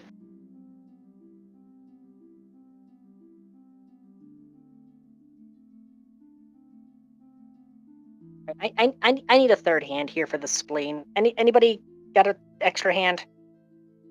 The twins come over.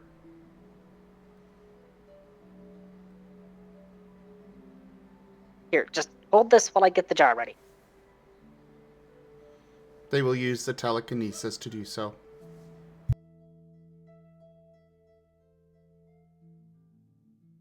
So yeah, not sure how much time has passed and so how close she is to being done with the mummy, by the way. How long does the process take? 1 hour. Oh, 1 hour. Okay, it's the same. So, in that case, also probably getting pretty done. You guys are passing time pretty fast.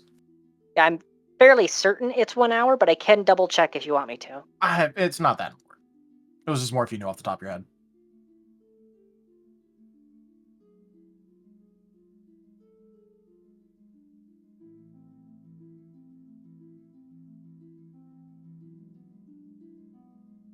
Demetrius, I'm almost done here. When I bring him back, I think it'd be best if his commanding officer was there to greet him.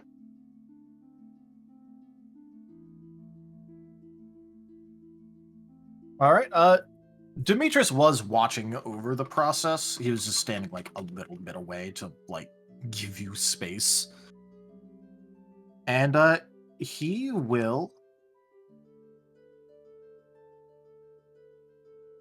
go ahead and walk over. Also, I do find it kind of funny that because she is like the whole doing the whole priestess thing and these big sacred ceremonies. However, Hades is not known for being much on formality. He's not known for being much on sanctimony. So it is oddly fitting that a priestess of Hades also has this very nonchalant and blunt way of doing things. Bringing back somebody from the dead, which should be this holy, reverent ceremony that's taking place. Just like, yeah, whatever, hold this kidney for me. Quick question. What is an immediate action again? It's a quick action. Oh, it's not like a reaction? Well, it is, but on your turn, it's also a quick action. Like, an immediate action slot is a reaction, but you can also use it on your turn with a quick action. Okay. Swift action. Sorry, that's the actual... It's basically it's a swift action you can take outside your turn. Perfect. Okay. I am done leveling up then. I have picked up the War Sphere.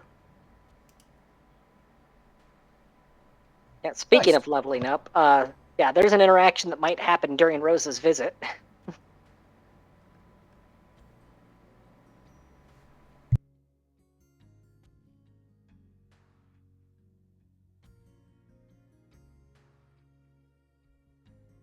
But yeah, whenever she's done, Tiberius.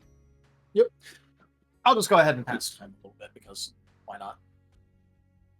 As the process completes, you were turning them into a what version of a mummy? Lesser rune-scribed mummy.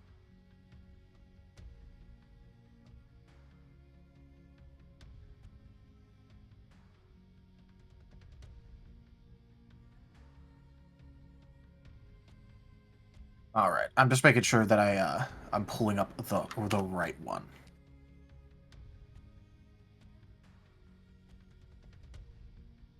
Let me double check to make sure I get the name right here. Oh my god, screw off about Black Friday deals. I don't care. They're trying to get money out of me. Have you tried telling them no?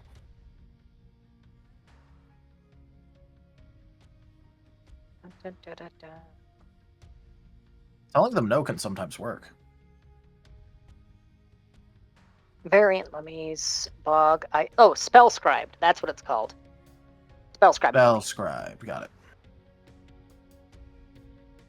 When scrolls and magical texts are used in place of linen wrappings, the result is a spell-scribed mummy. A spell-scribed mummy has the complete text of up to 3 spells written on its wrappings. The total spells levels scribed cannot exceed the mummy's hit dice, and the spells must be of a level no higher than half the mummy's hit dice. This allows the standard 8D mummy spells up to 4th level that add up to no more than 8 levels. The spells need not be from the same spell list, and arcane and divine spells can both be used in the creation of a spell-scribed mummy. Individual spells cannot be repeated. The mummy can use each spell scribed in its wrappings once per day as a spell-like ability, with a caster level equal to its hit dice. Save DCs are charisma-based. A spell-scribed mummy's CR is 1 higher than that of a normal mummy. And then the lesser modifier that's listed here is a lesser spell-scribed mummy bears a single first or second level. First or second level. I think curse might be 3rd level. I might need to give them a different ghost strike. Usable once per day with a cast level equal to half its hit dice. Its CR does not increase. Alright. Well, regardless of what spell it actually has, you can figure that out in a second if it could actually have that one or not. I just wanted to make sure any specific other effects.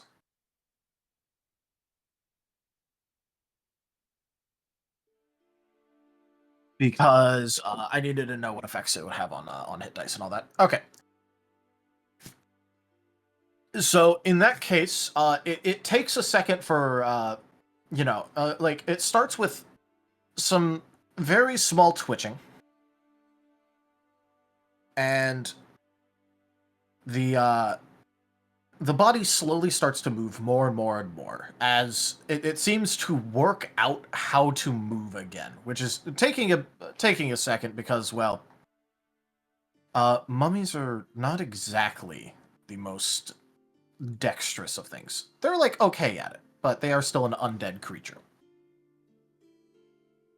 And the eyes eventually, well, kind of open. As it's more like there seems to be some sort of ghostly ethereal light there instead of the proper, or at least maybe filling the proper eyes. It's really hard to tell, actually. All right. So I just looked it up. Looks like Ghost Strike is an initial death sphere thing that you can take. And the curse is just considered to be a sub-talent of it. So basically, when you take Ghost Strike and you pick what effects it has. Okay, so in that case, it would probably get the Ghost Strike with a caster level equal to, like, the spell level or something. Yeah. Well, it's not like we expect to see this guy in combat, or possibly see him again after we leave Lagos.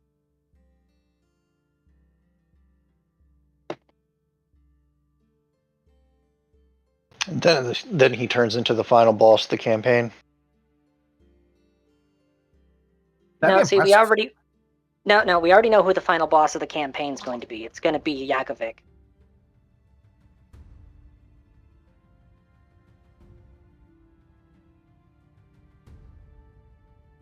All right, and looking down at him, Demetrius is going to go.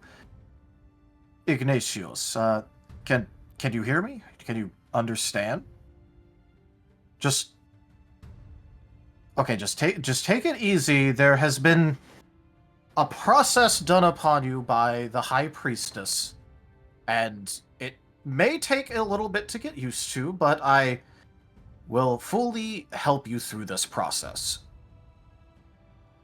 And the now named Ignatius blinks again, looks around, and then slowly manages to shuffle and crane up his body to look down at himself and see the process that has been done to him.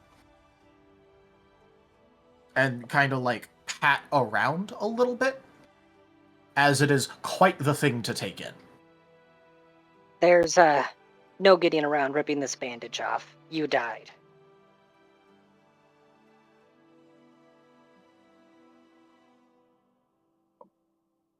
Does that not mean I should be buried right now? Well, because of what you died doing, I wanted to put an option before you. If you insist, I can return you to the grave. However, you died a hero. You died saving people. And once we get back to town, I am going to be attempting to bring some honor and glory back to Hades, which, after this, I believe would be well-deserved. We will need somebody there to watch over the shrine, because I can't stay on Lagos. I have to continue on my own missions. I would like for you to be the one that tends over the shrine.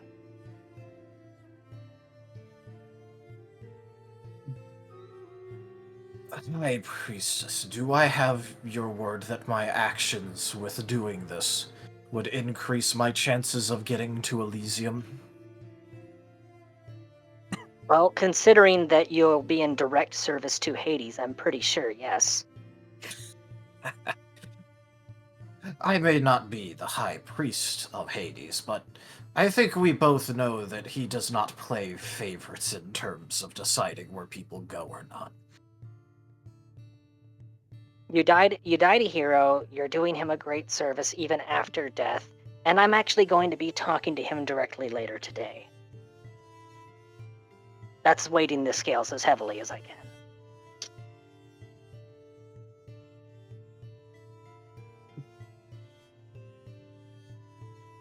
Be that as it may, Hades is not a judge.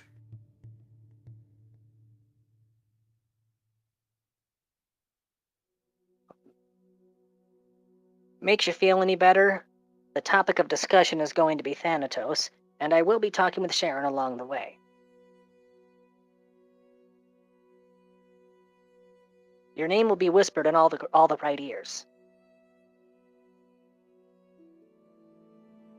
You have not mentioned the name of Minos as of yet. The name of who? Minos. That was out of character. Oh, basically, in Greek mythology, there are 3 judges of the dead for the Greek underworld that actually determine where the deceased go. And Minos is the chief judge. Minos the bull. Minos. Former king of Crete. Okay. Yep. I actually wasn't aware of that person existing. Yeah, there's actually 3 of them. Minos is kind of the biggest of the douchebags, too. Yep. They are, in fact, demigod ministers that, worship Hades.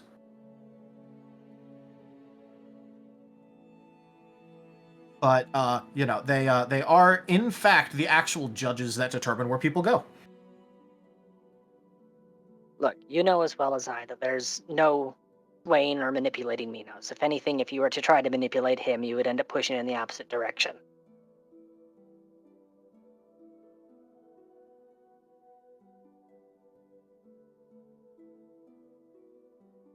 Then I would like your assurances, if you could ask, that my actions here, given that I am dead, will still count for my life. Oh, yeah, that was actually going to be why I was going to be bringing up your name. Then I shall make my decision after you ask. Fair enough. Oh, by the way, these are your canopic jars. They have your organs in them. Try to keep them safe.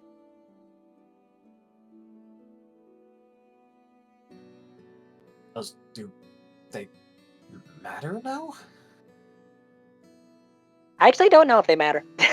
Out of character, I do not know.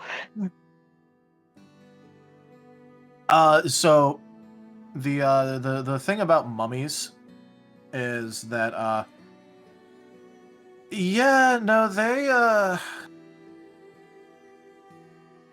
they don't actually particularly need to worry about their canoptic jars. They do not act as phylacteries or anything. It's just more of a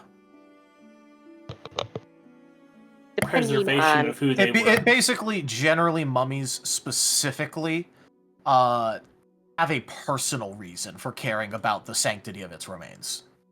It is not it does not get destroyed.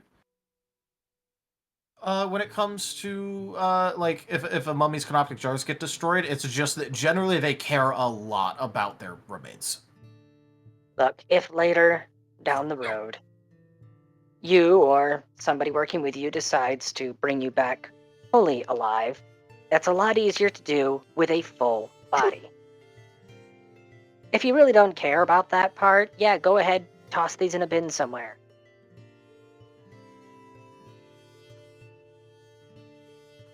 Good luck finding a bin around here.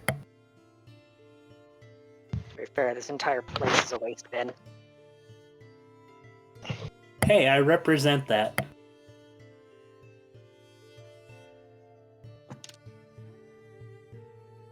I think I'll make sure that nothing happens to these. Wet trash can noises. Timber, you're not a can. Of course I can. Because I can do anything. That the Kaiser wants me to do.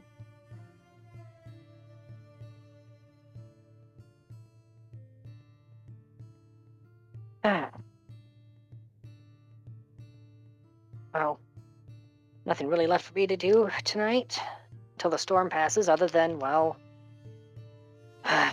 going and Then talking to my die? Yes, that. Loud. I get excited about killing heretics. We're trying to sleep down here. It's really hard when your voice isn't all bold black letter capitals in my head. Oh, you think you have trouble dealing with timber? I remind you that I am 50% ear. Well, Tim was literally uh, outside. yeah, remind you that I'm 50% ear. Looks up at the one that's cut off. Well, 35%. Try hearing it both with your ears and your mind.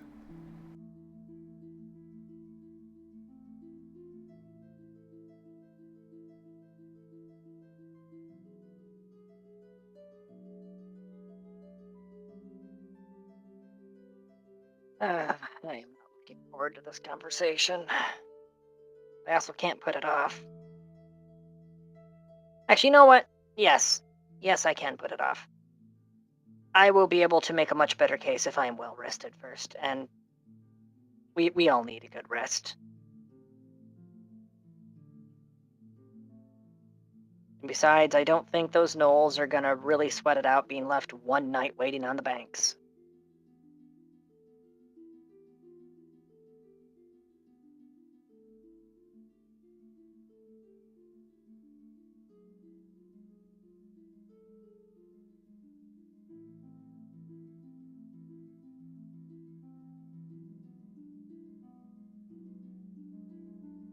So time to skip ahead to the next day. All right. Everyone make sure to get the various bonuses related to sleeping.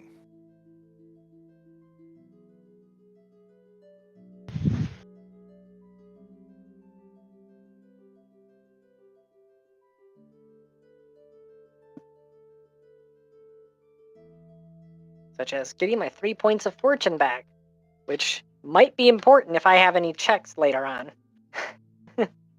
Mayhaps might be important. So, how does the recovery work for healing during rest again? You get 1 HP per level per day. Right. If you spend 8 hours sleeping. Or otherwise resting, or whatever the requirements of rest are. If you take a long rest, it's, you know. If you're borrowing the kineticist's burn damage, all of that gets cleared with a full rest. It counts as non-lethal damage. All non-lethal damage gets cleared on a full rest, regardless, so...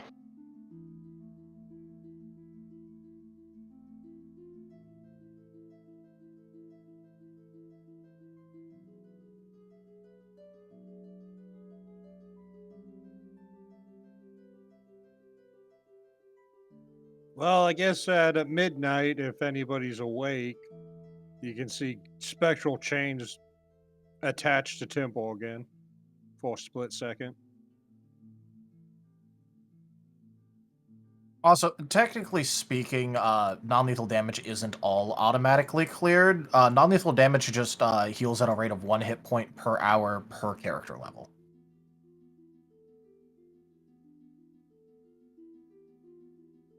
It's just generally speaking that will fully heal overnight. It's just twins have a high health pool.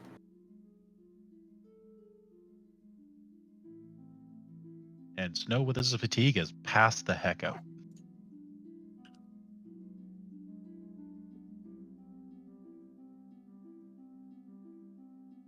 So I think if all of those wounds kineticist non-lethal burn?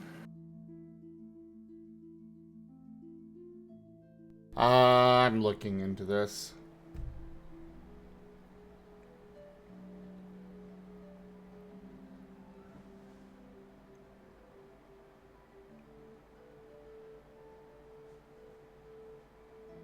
Well, since Temple doesn't have his spell points, he has to get out of his armor, except for his helmet. I double checked. Kineticist specifically has a rule where they remove all burn overnight. So I'm checking my healing thing. yeah.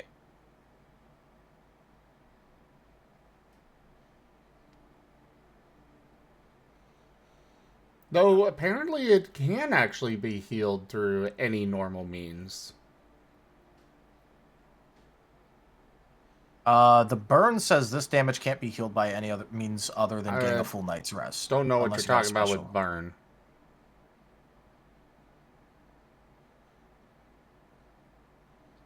Oh, are you looking at a different thing in particular? The twins are not kineticists. Oh, okay.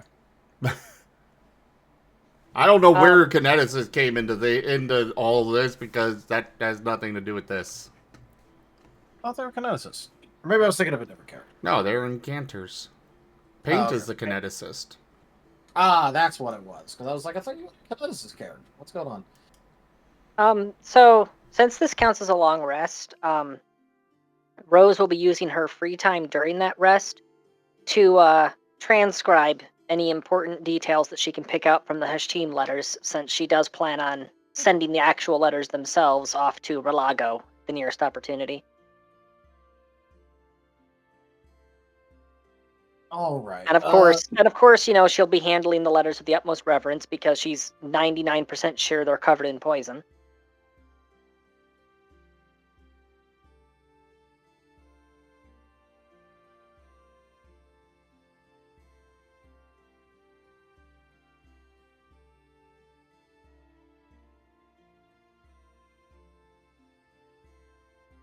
Okay. So, what exactly are you trying to do? Going through the letters for anything that looks like it might be important. Information relevant to the party. Not like specifically about them, but stuff that it might be important for them to know. Okay, basically you're trying to skim in order to notice any important, pertinent information. Yeah. And besides, since she's also reading through it, if need be later, the Martens can go through her memory and apply their lawyer minds to it.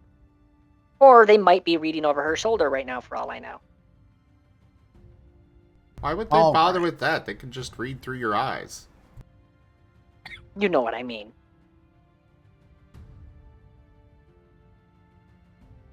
They have a habit of lowjacking, is what I'm saying. In that case, what's your linguistics? Let me check. Better skills. Linguistics. Oh, I have not put any points into it. +9.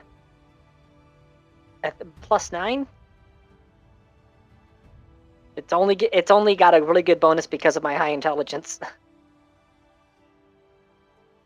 Oh wait, no, I have put 3 ranks into linguistics. Okay, that I was about to say 9 doesn't make sense. Storyteller. I was about to bring that up. Yes. Timbo's gonna draw a very detailed report on the battle today. Understood. Always up to your usual quality? Yep. Ran and everything.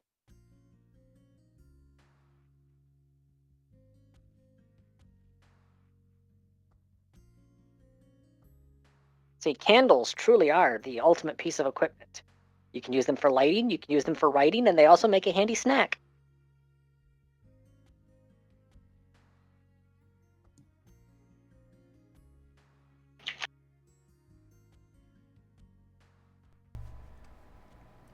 Okay. No, Timber, don't bite the flame part. That's the One of spicy these days, one of my reports will be on the Kaiser's ice chest.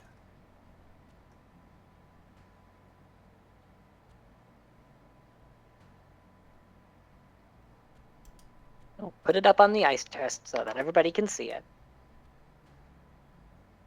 There is a good boy of the month.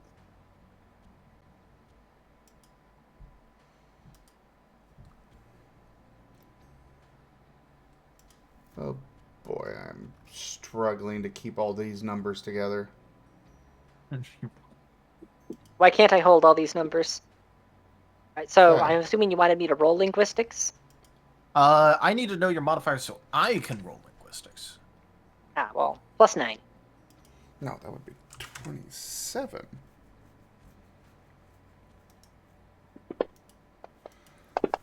You're rolling it so that I can't abuse fortune, I take it? Oh no, it's because literally by rules I'm supposed to roll it so that way I can give you the correct results. Because the thing is that you notice pretty quickly, this shit is in Thieves' Camp. Oh, lovely. Long rest was... Which is why I'm rolling. I need an orphan! Long rest at this point would be 9 health points back. Yes. Okay. I'm an orphan. Alexei, Snow, are either of you familiar with Thieves' Camp? I mean, I am an orphan, but no, I am not. Dark. This stuff might as well be in code. Well, yes, that is Thieves' Camp. Yes, that is the point. Now listen here, you little shit. It very much is in code. That's how Thieves' Camp works. It's how Thieves' Camp started, and then okay, Thieves' Camp started as a code, but then it grew into its own language. Well, no, it really is still just code. I mean, all of that is in common. You can understand what it's saying. It's just you're not understanding what it's actually saying. To you, it means something else other than what somebody that understands what the code is would understand. Now, see, something can be based in a language, but still be its own language and be unrecognizable. Look at all these people talking about reading.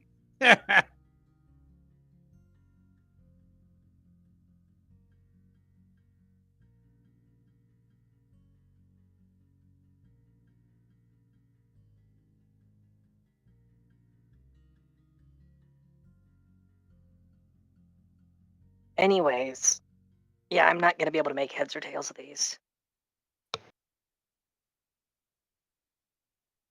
You do know 100% for sure that this is at least some dialect of Thieves' Camp. Alright, well, I'll just flip through these, and we can deal with trying to decipher them later. Have you tried making antlers or hooves of it? Go to bed, Wallhead. You had too much to think. But we don't sleep. That pun was painful. Well, close your eyes and pretend to sleep. Our eyes are closed. We're looking through her eyes right now. Timbo picks his head up to look at him. You know? Oh. Yeah, it gets a little confusing when we're looking through both our eyes and her eyes, so we're just looking through her eyes and have our eyes closed. Wait. So, when you're seeing through the eyes of somebody in the network, you can still use your own eyes? Yes. Well, that way they can move around. Well, that's unfair. When I'm doing that with my minions, I can't see through my own eyes. Sounds like a skill issue. Wait, you can't? Get good. Maybe if you, like, beat your head against something, it'll get stronger. No, Alexei, anytime that I am directly controlling one of my minions, if I'm experiencing the world through any of their senses, I have to have that override my own sense. If I'm smelling what they're smelling, I can't smell my surroundings. If I'm seeing what they're seeing, I can't see my surroundings. Well, maybe it's just that their brain is stronger than your brain. I'm going to bed now. We could help you trade your brain. Wait, have you been up all night? Yes. What? Okay. Yeah, this would be a perfect opportunity to say no rest for the wicked. Temple naps.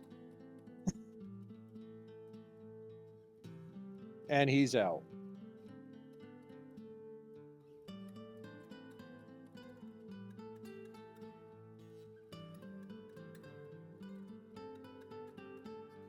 So did those two get any sleep last night?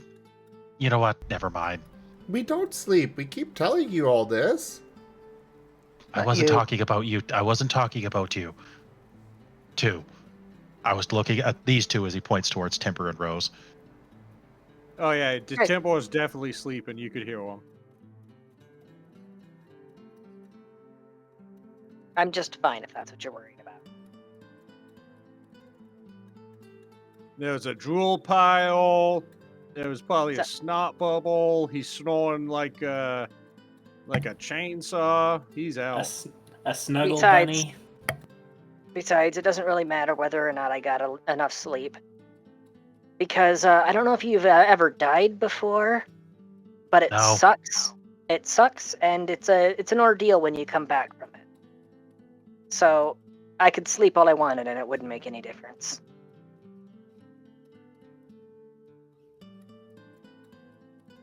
She's a zombie. I mean, Is it wake up time? You know, you should probably do that outside so that we don't spook the rescued people. How is the storm outside? Well, if it's when you guys actually wake up in the morning, it's certainly doing a lot better now. It's still like petering slightly, just Well, also, when everyone did we also get the supplies back that we requested? Yes, you would. It does take a while because having to fly through a storm is bad. Yeah.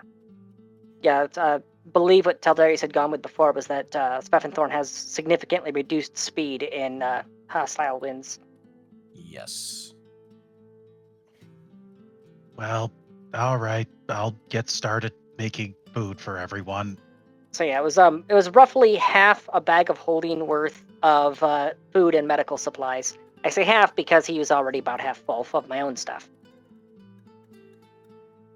I mean, I'm assuming that, given the contents of the letter, they'd be more than willing to fill them up with as much as they could fit. Oh yeah, no, they're not gonna be stingy about it. Especially seeing multiple people sign off on it. No, they're fine. Well, Snow will go and start preparing food for everyone. So, with the coming morning, the cultists, are they congregated together, or are they just kind of randomly scattered?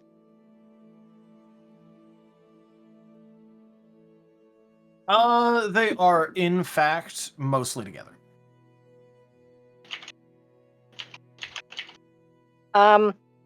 Where is the Amulet of Tramelrixian right now?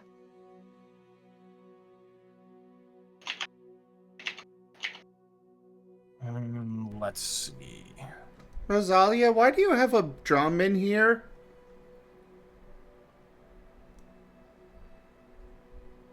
And I a forgot that I folding had shovel.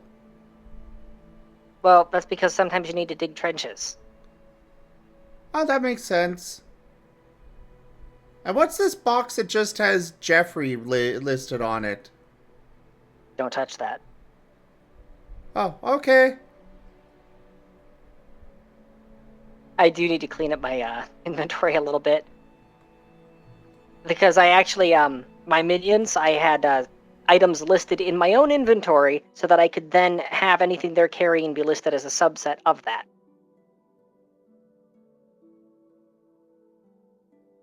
You have so many sets of antlers in here.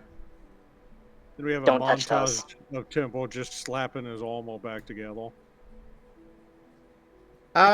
We think we accidentally spilled your paint all over.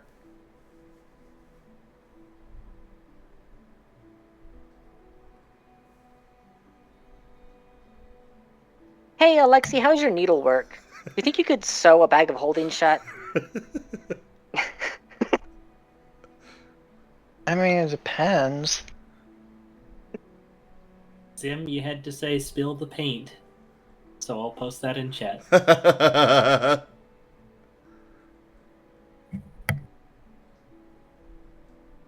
What color is it?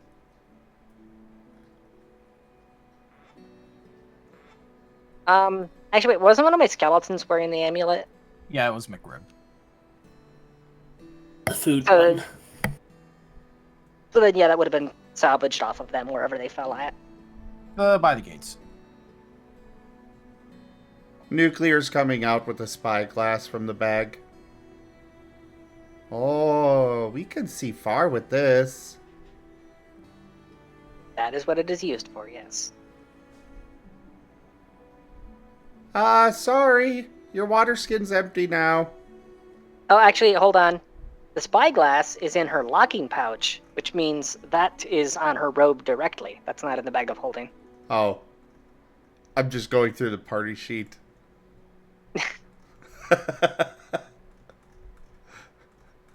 Yeah, the compass, Hashim letters, masterwork flute, pocket watch, scroll of hypnotism, scroll of lightning bolt, skeleton key, and spyglass. That's what's in the locking pouch.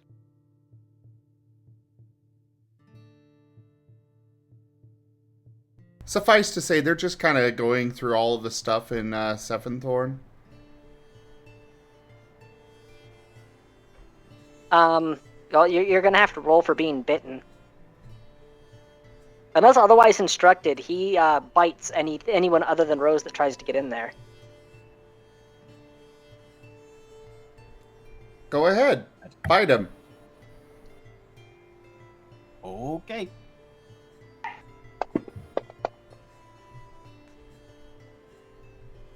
Does a 14 hit? No. Say no. Svathenthorn bite unsuccessful. To them, it's just a game. Dodge the mandibles. Exactly. They're literally just crawling over him like spiders.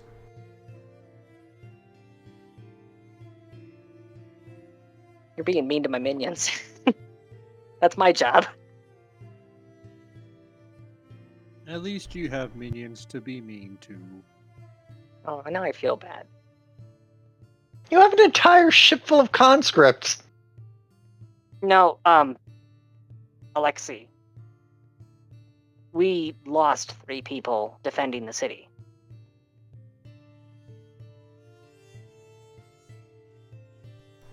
Both And Marten heads unfortunately, poked because- out of the head of the out of the top of the bag. You do feel there's hope for you yet. Slowly shoving them back into the bag. Unfortunately, because the 3 that we lost were Wolven, I can't bring them back. I've been to the shores many times after Wolven died, and I've never once seen one there.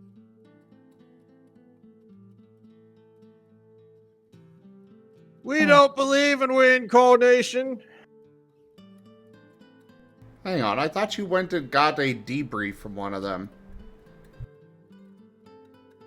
She wanted to, but I wanted they to won't get a let her. debrief. The only time I've successfully gotten a post-mortem debrief was from the giant. And then because I gave the That's benefit right. of the doubt and tell Darius is a monkey's paw, it was less than ideal.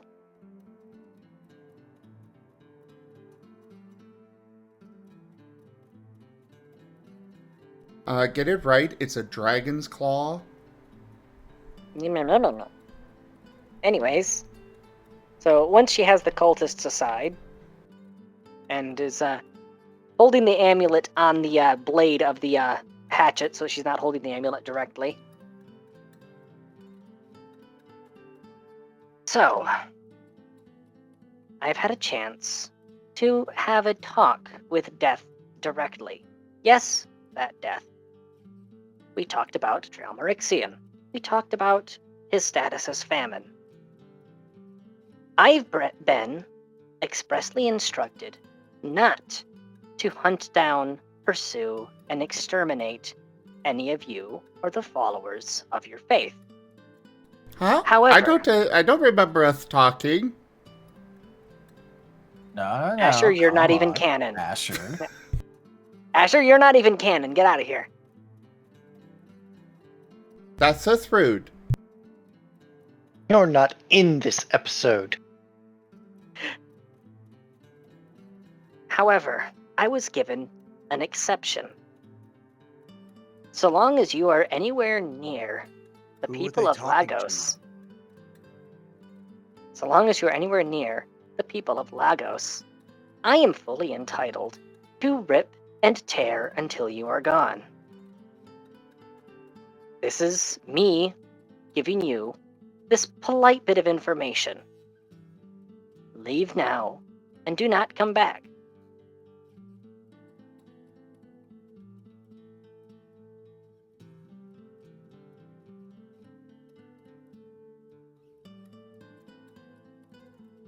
Ira, do you want to give me an intimidation? One. It is worth noting she would be having her Wait, fear no. aura on during this time. Two.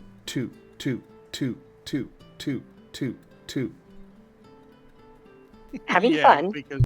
Because a 1 she can reroll. I'll stick with the 12.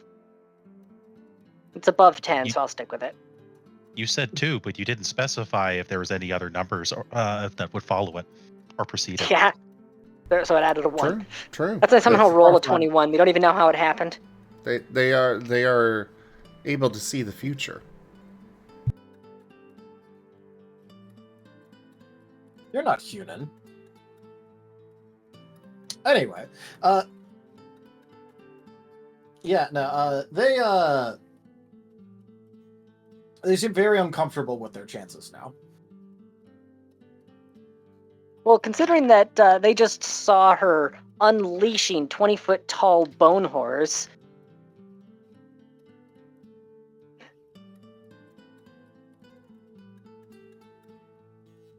Actually, they were on the other side of the hill, so they didn't get to see any of that. They saw the Yeah. explosions. Yeah, they saw the explosions and they felt the ground shake. Yeah, they saw And the then when explosions. they were marched from the rally location into the cave, they would have had to step over piles of bodies. So, Oh yeah. they know what this party's capable of. It's the fact that And- there was an entire colony of gnolls and there was only 1 death on our side. Oh, and one last thing. The demons that you sent to attack the town of Lagos, don't bother waiting up for them. They're dead.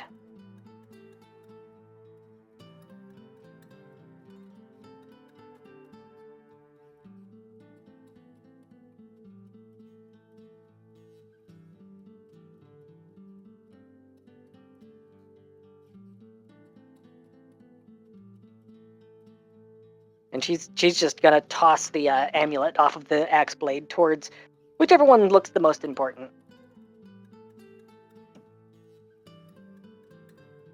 They pretty much all look at least fairly low level, but Just generic cultists. yeah, they're mostly just generic cultists that were grabbed because they could be and they were food. The only Look Look reason at you, why you they haven't all even got a eat is name because tag. You've got no chance. Pretty They- much. That's the stance. The only reason why they didn't get eaten is because they didn't have enough meat on them.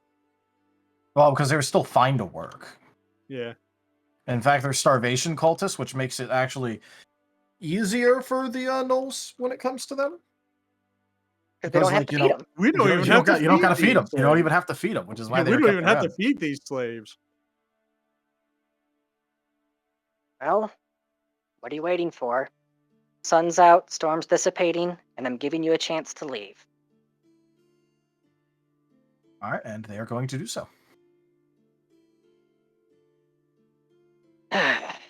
I desperately wanted to kill them, you have no idea.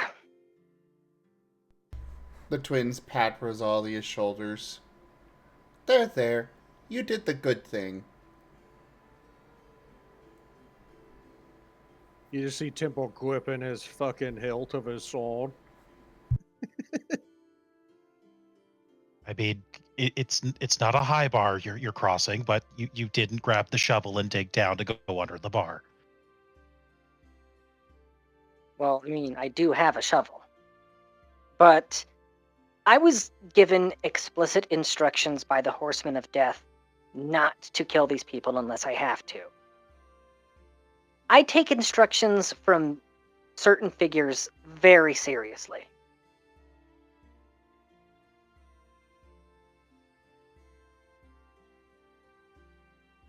Yeah, you should see what she obeys from us. All right, guys, let's pack up those who can walk and drag the rest. Yep.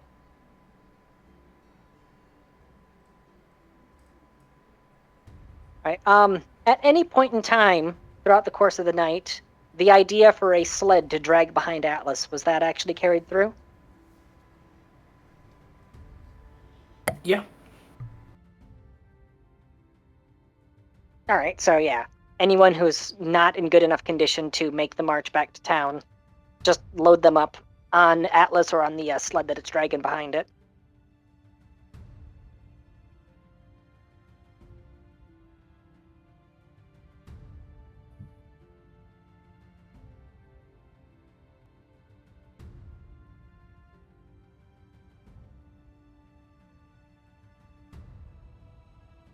Temple And I'm assuming will be at the very end, just in case there was any stragglers.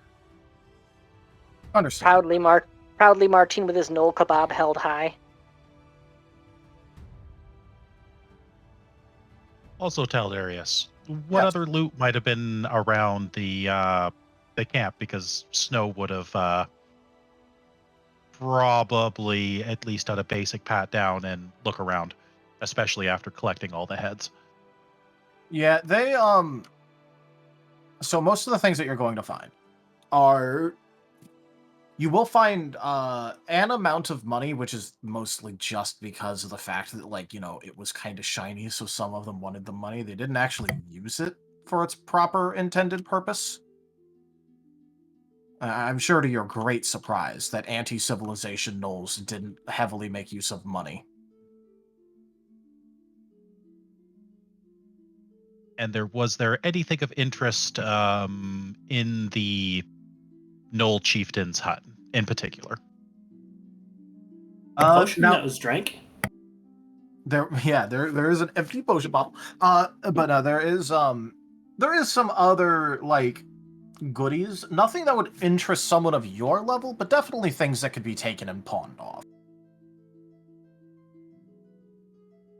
Yep, Snow would have put those off into a pile, and while everyone would be loading up stuff, Snow would be back to his usual speedy self and back and forth, back and forth, back and forth, tossing as much stuff as he can into the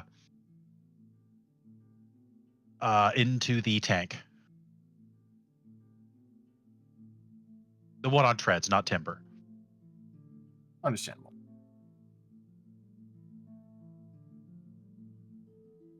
Thought it had legs. Does it have legs? You want the one with countless legs, not 2 legs. Very well. The one with more than 8 legs.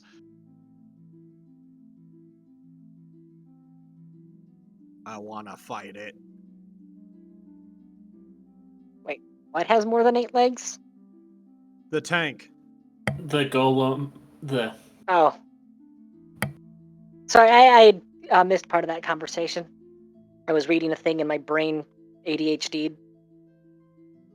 We're loading up the tank. Let's go. Snow was saying that they were putting stuff on the tank, and they specified the one on treads, not legs. No, not timber.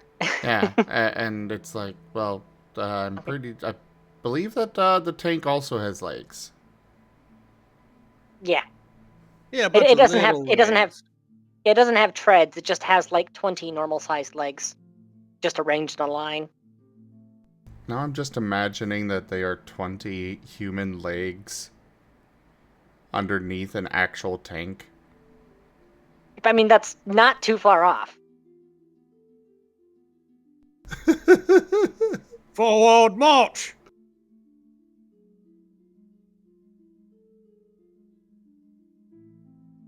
Let's get All to right. the town.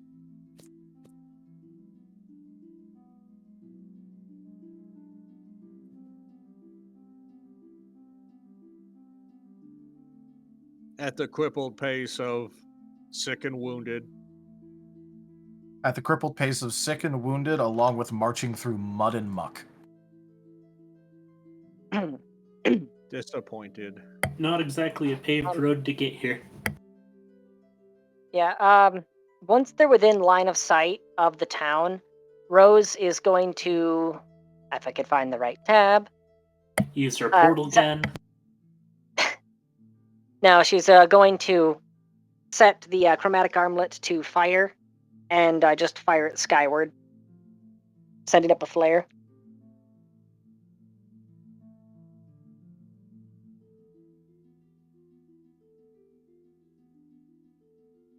So that way the town guard is sure to notice the approaching caravan. And hopefully have everything ready by the time they get there. Well, you are definitely being noticed.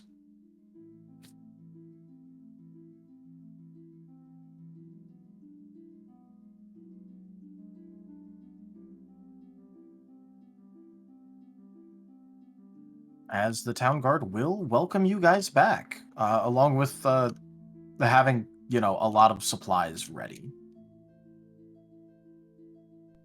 Important question, Tiberius. Yes. How is the twins' new pet doing? It mostly seems confused and is kind of like snuffling around a bit. They will give it food. It will eat the food. It is now less confused. Good, good. So you're our friend now?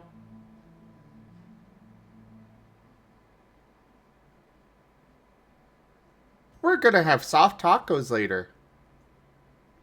I was waiting for that part. I'm not feeding it. I am not taking care of it. That is your problem. That's okay. We do that for the dragon too. It is quite obvious that the Hyaenodon does not understand language. But not the cobra chicken. The cobra chicken is evil. Oh, see, the cobra chicken, it understands, just doesn't care. It's fine, it's fine. Am I like the only one who was like 5 years old and just ran up to a Canadian goose, picked it up, and brought it to his parents? Completely unharmed? No, that's kind of what happened with this one. Well, you see what it was, is that it sensed your innocence and knew that it could exploit it. No, I was When taking I it to my was parents to young- eat it. Exactly. That when I was- gets it not only within melee range of your parents, but with the weapons available. When I was young, Cobra Chicken attacked my little sister and I punched it in the face. What noise did This it is when I make? was 7. When Yeah, I was basically that. young, my brother and I found a cobra chicken nest. We took the eggs. I tried to hatch them. They never did hatch. Oh, you. Damn, I wonder why. Alright, back to the game, boys. And lady. We're kind of waffling. That is true.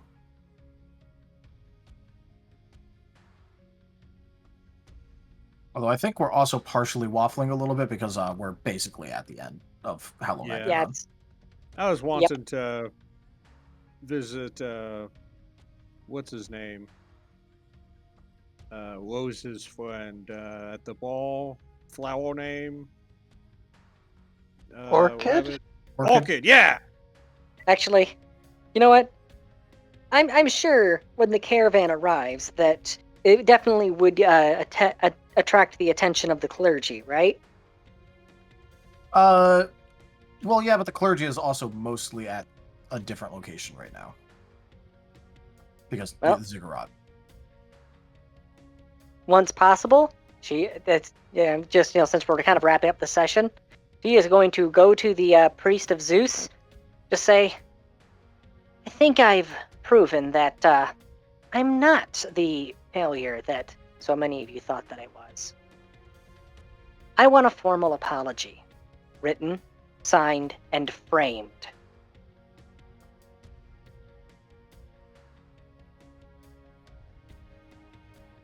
I will remind you that the high priest is at the ziggurat, which is a different location than the town.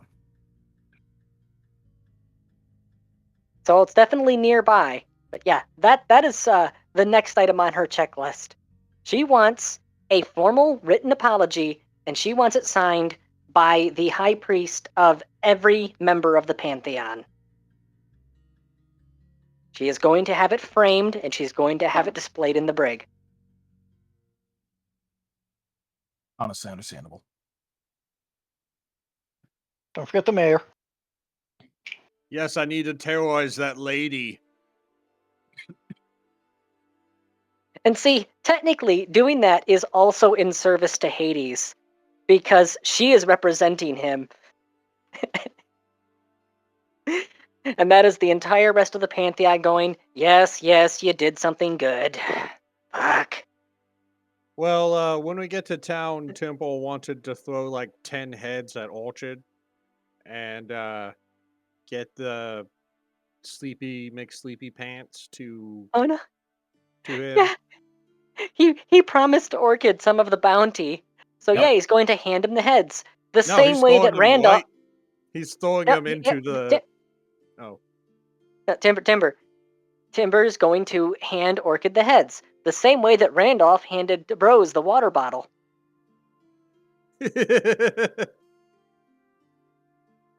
No, he's just gonna chuck them in there and look.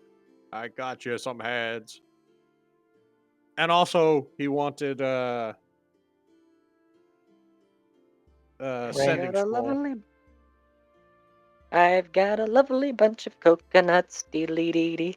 There they are, standing in a row. Bum bum. I even got the message written out. Big ones, small ones, not a brain in the lot. All right. Well, if you want to do the thing with Orchid, that can cap off the session. All right. I guess Temple will march right up to the tiny establishment and pound on the roof. Orchid! All right. It takes about a minute for Orchid to pop his head out of open up the door and like try to pop his head out. Timbo hands him a kebab of like 10 heads. I got you something. Oh, okay, yeah, those are definitely. I no also heads. got you something that's not that. Timbo holds up the sleepy dude. Oh, okay, so you did find him. Cool, good. That is good. He's still alive, even though he's very demotivated. He's not demotivated. He's just eternally sleepy no matter what. We kind of threatened him a little bit. Oh, how'd They that go for threatened you? him. I did not, because I know my place in life. What was How did Orchid's threatening him response? go? How'd that go? They failed because they are not of the Imperial standard. Where do you want me to put them? He's just gonna like take the pike of heads and like toss it inside and just make like a gimme motion. Timbo hands him the sleepy dude. All right. As gently as a giant wolven can. Obviously, extremely gently. Totally. Thud. Hey, Todd, It's a shame. It's a shame that Rose went straight to the ziggurat because Yeah, that totally would be the perfect moment for Rose to just have the cut to end credits be her punching him in the face. Also, sending scroll? Yeah, sure. Here you go. And I'll just hand over a sending scroll. Temple I'm not will quite beat sure where his he got it chest. from. Temple will take it, beat his chest, and then march off to go harass the poor secretary lady, who he thinks is the mayor. Oh no. Do you need help getting him in? I guess you've got a bed set up for him or something. Oh, I was just gonna sit him at a table. No, I just put his head down. Like people are pretty used to him just passing out. So, I was just gonna like put him at a table, put a glass there, and then leave him for the next day or two until he decides to wake up again. Oh yeah, sure. If you want to help me out, here you go. Okay. Yeah, I've got this. Storyteller, I'll DM you what Timble's sending. It's gonna be to his Inquisitor. Alrighty. It's for anyone who cares. It's basically warning that one nation has spicy gunpowder. Understandable.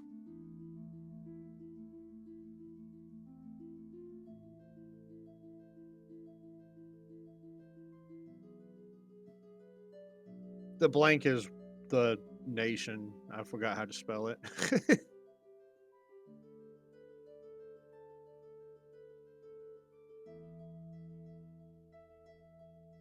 That's okay. Timber did too, probably. Yeah. That is true. Timber was told, he remembers. He just doesn't know how to spell it. But it's going to a Wolven, possibly. Or at least somebody who deals with Wolven. Okay. He's going to march up to the town hall.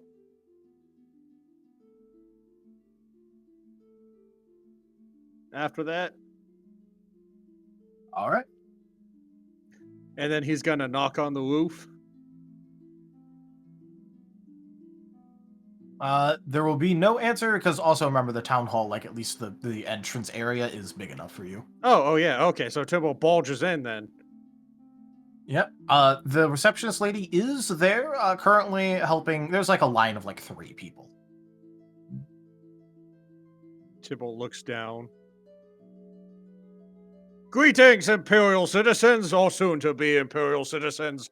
I have dealt with your gnoll problem. With all his fucking shish kebabs. The 3 people that were in front of you kind of look are obviously scared out of their mind originally by the loud noise. Look behind you and see a person in big armor holding shish kebabs of gnoll heads, which obviously are kind of recent.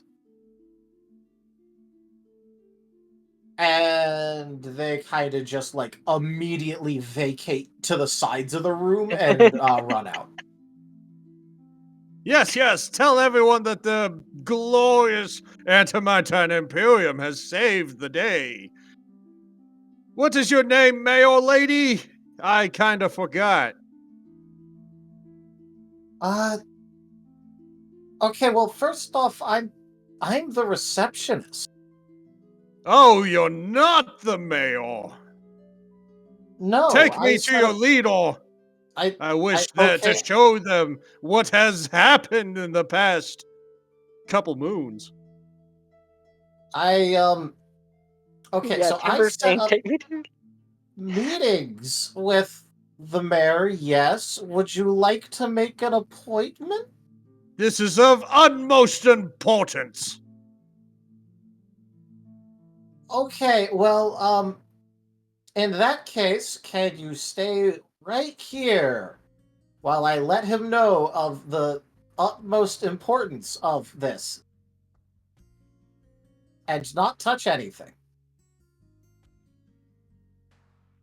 This is a good day, and I'm glad that Timber's already gotten all the crazy out of his system and isn't doing anything that could cause problems right now.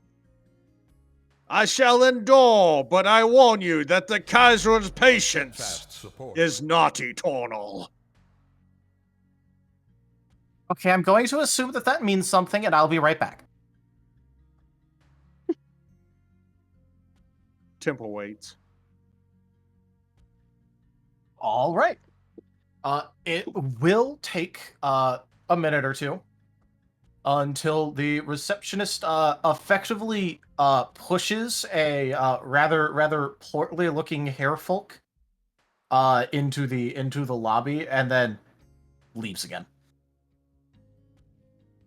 She is And I- noping the hell out of Greetings! there. I see you are the biggest of the hellfolk. That must mean you're in charge. Temple picks him up. She was just like, it's your problem now. Oh yeah, no, she was out of there. Yeah. Come with me. I wish to show you what I have been doing to save your city. All right. And I think this is probably a good place to call it.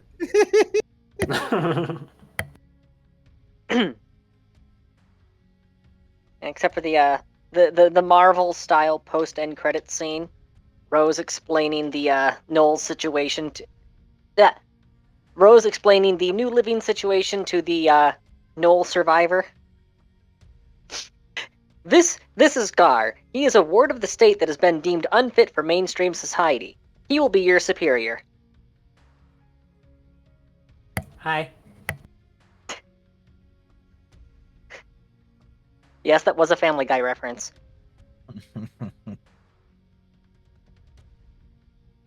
And then the super detailed, close up of Timble pushing open the door with the mail in one hand, flowing cape and blood everywhere. Yeah. Timber taking the mayor to see what Timber did. That's non-negotiable. He's just if he doesn't walk, he's gonna be picked up and carried. Ah, you're the biggest. Of course you're in charge. Yeah, that checks out. Wolven logic.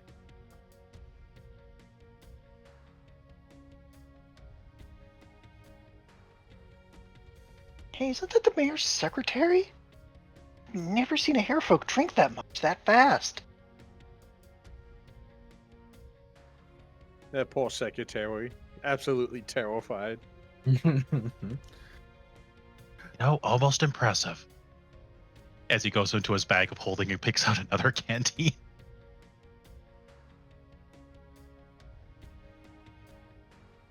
I get the feeling that pretty much everybody in town is going to be getting sloshed tonight. Because a huge curse has been lifted, and the Gnoll threat has been eradicated. Yeah, And because a hurricane just went... And because the hurricane just went through, the newly fertile fields have been well watered. So, yeah. Well, we still have one problem. Did the cultists leave? No. So how about Well, how about we celebrate after we make sure they're gone? I feel like we're starting to light the fire for another episode. So we should, have it be another episode. Yeah, like I said, Oh no, I'm not. We're currently a couple minutes past when I'm technically supposed to already be yeah. asleep. Oh no, I'm not going 4 more hours. 4 more hours. 4 more hours? I mean, I guess we could. But yeah, if the cultists don't leave, Rose will just tell Timber that have fun. All right, look, you guys are gonna have a baller after session to go 4 more hours. So have fun with that, guys. All right, thank you everybody for joining us today for Ascent to Ascend Pathfinder. Check out our website, zgfgaming.com. We got links to our Discord, Telegram, Mastodon, Blue Sky, Patreon, and more. They are on the website as well as down in the description below through our link tree. Thank you to my patrons, tippers, and subscribers. It is your support that keeps this channel alive and going. I cannot do this without your guys' help and your support, so thank you. consider becoming a patron over at patreon.com/ZGFgaming. It's one of the best ways to support the channel, though you can also do so by sharing the stream around, coming by and hanging out, using our Humble Bundle partner link, or by subscribing to us on YouTube. But for now, thank you all so much for joining, and I bid you the most fondest adieu. Bye-bye. Bye. Bye.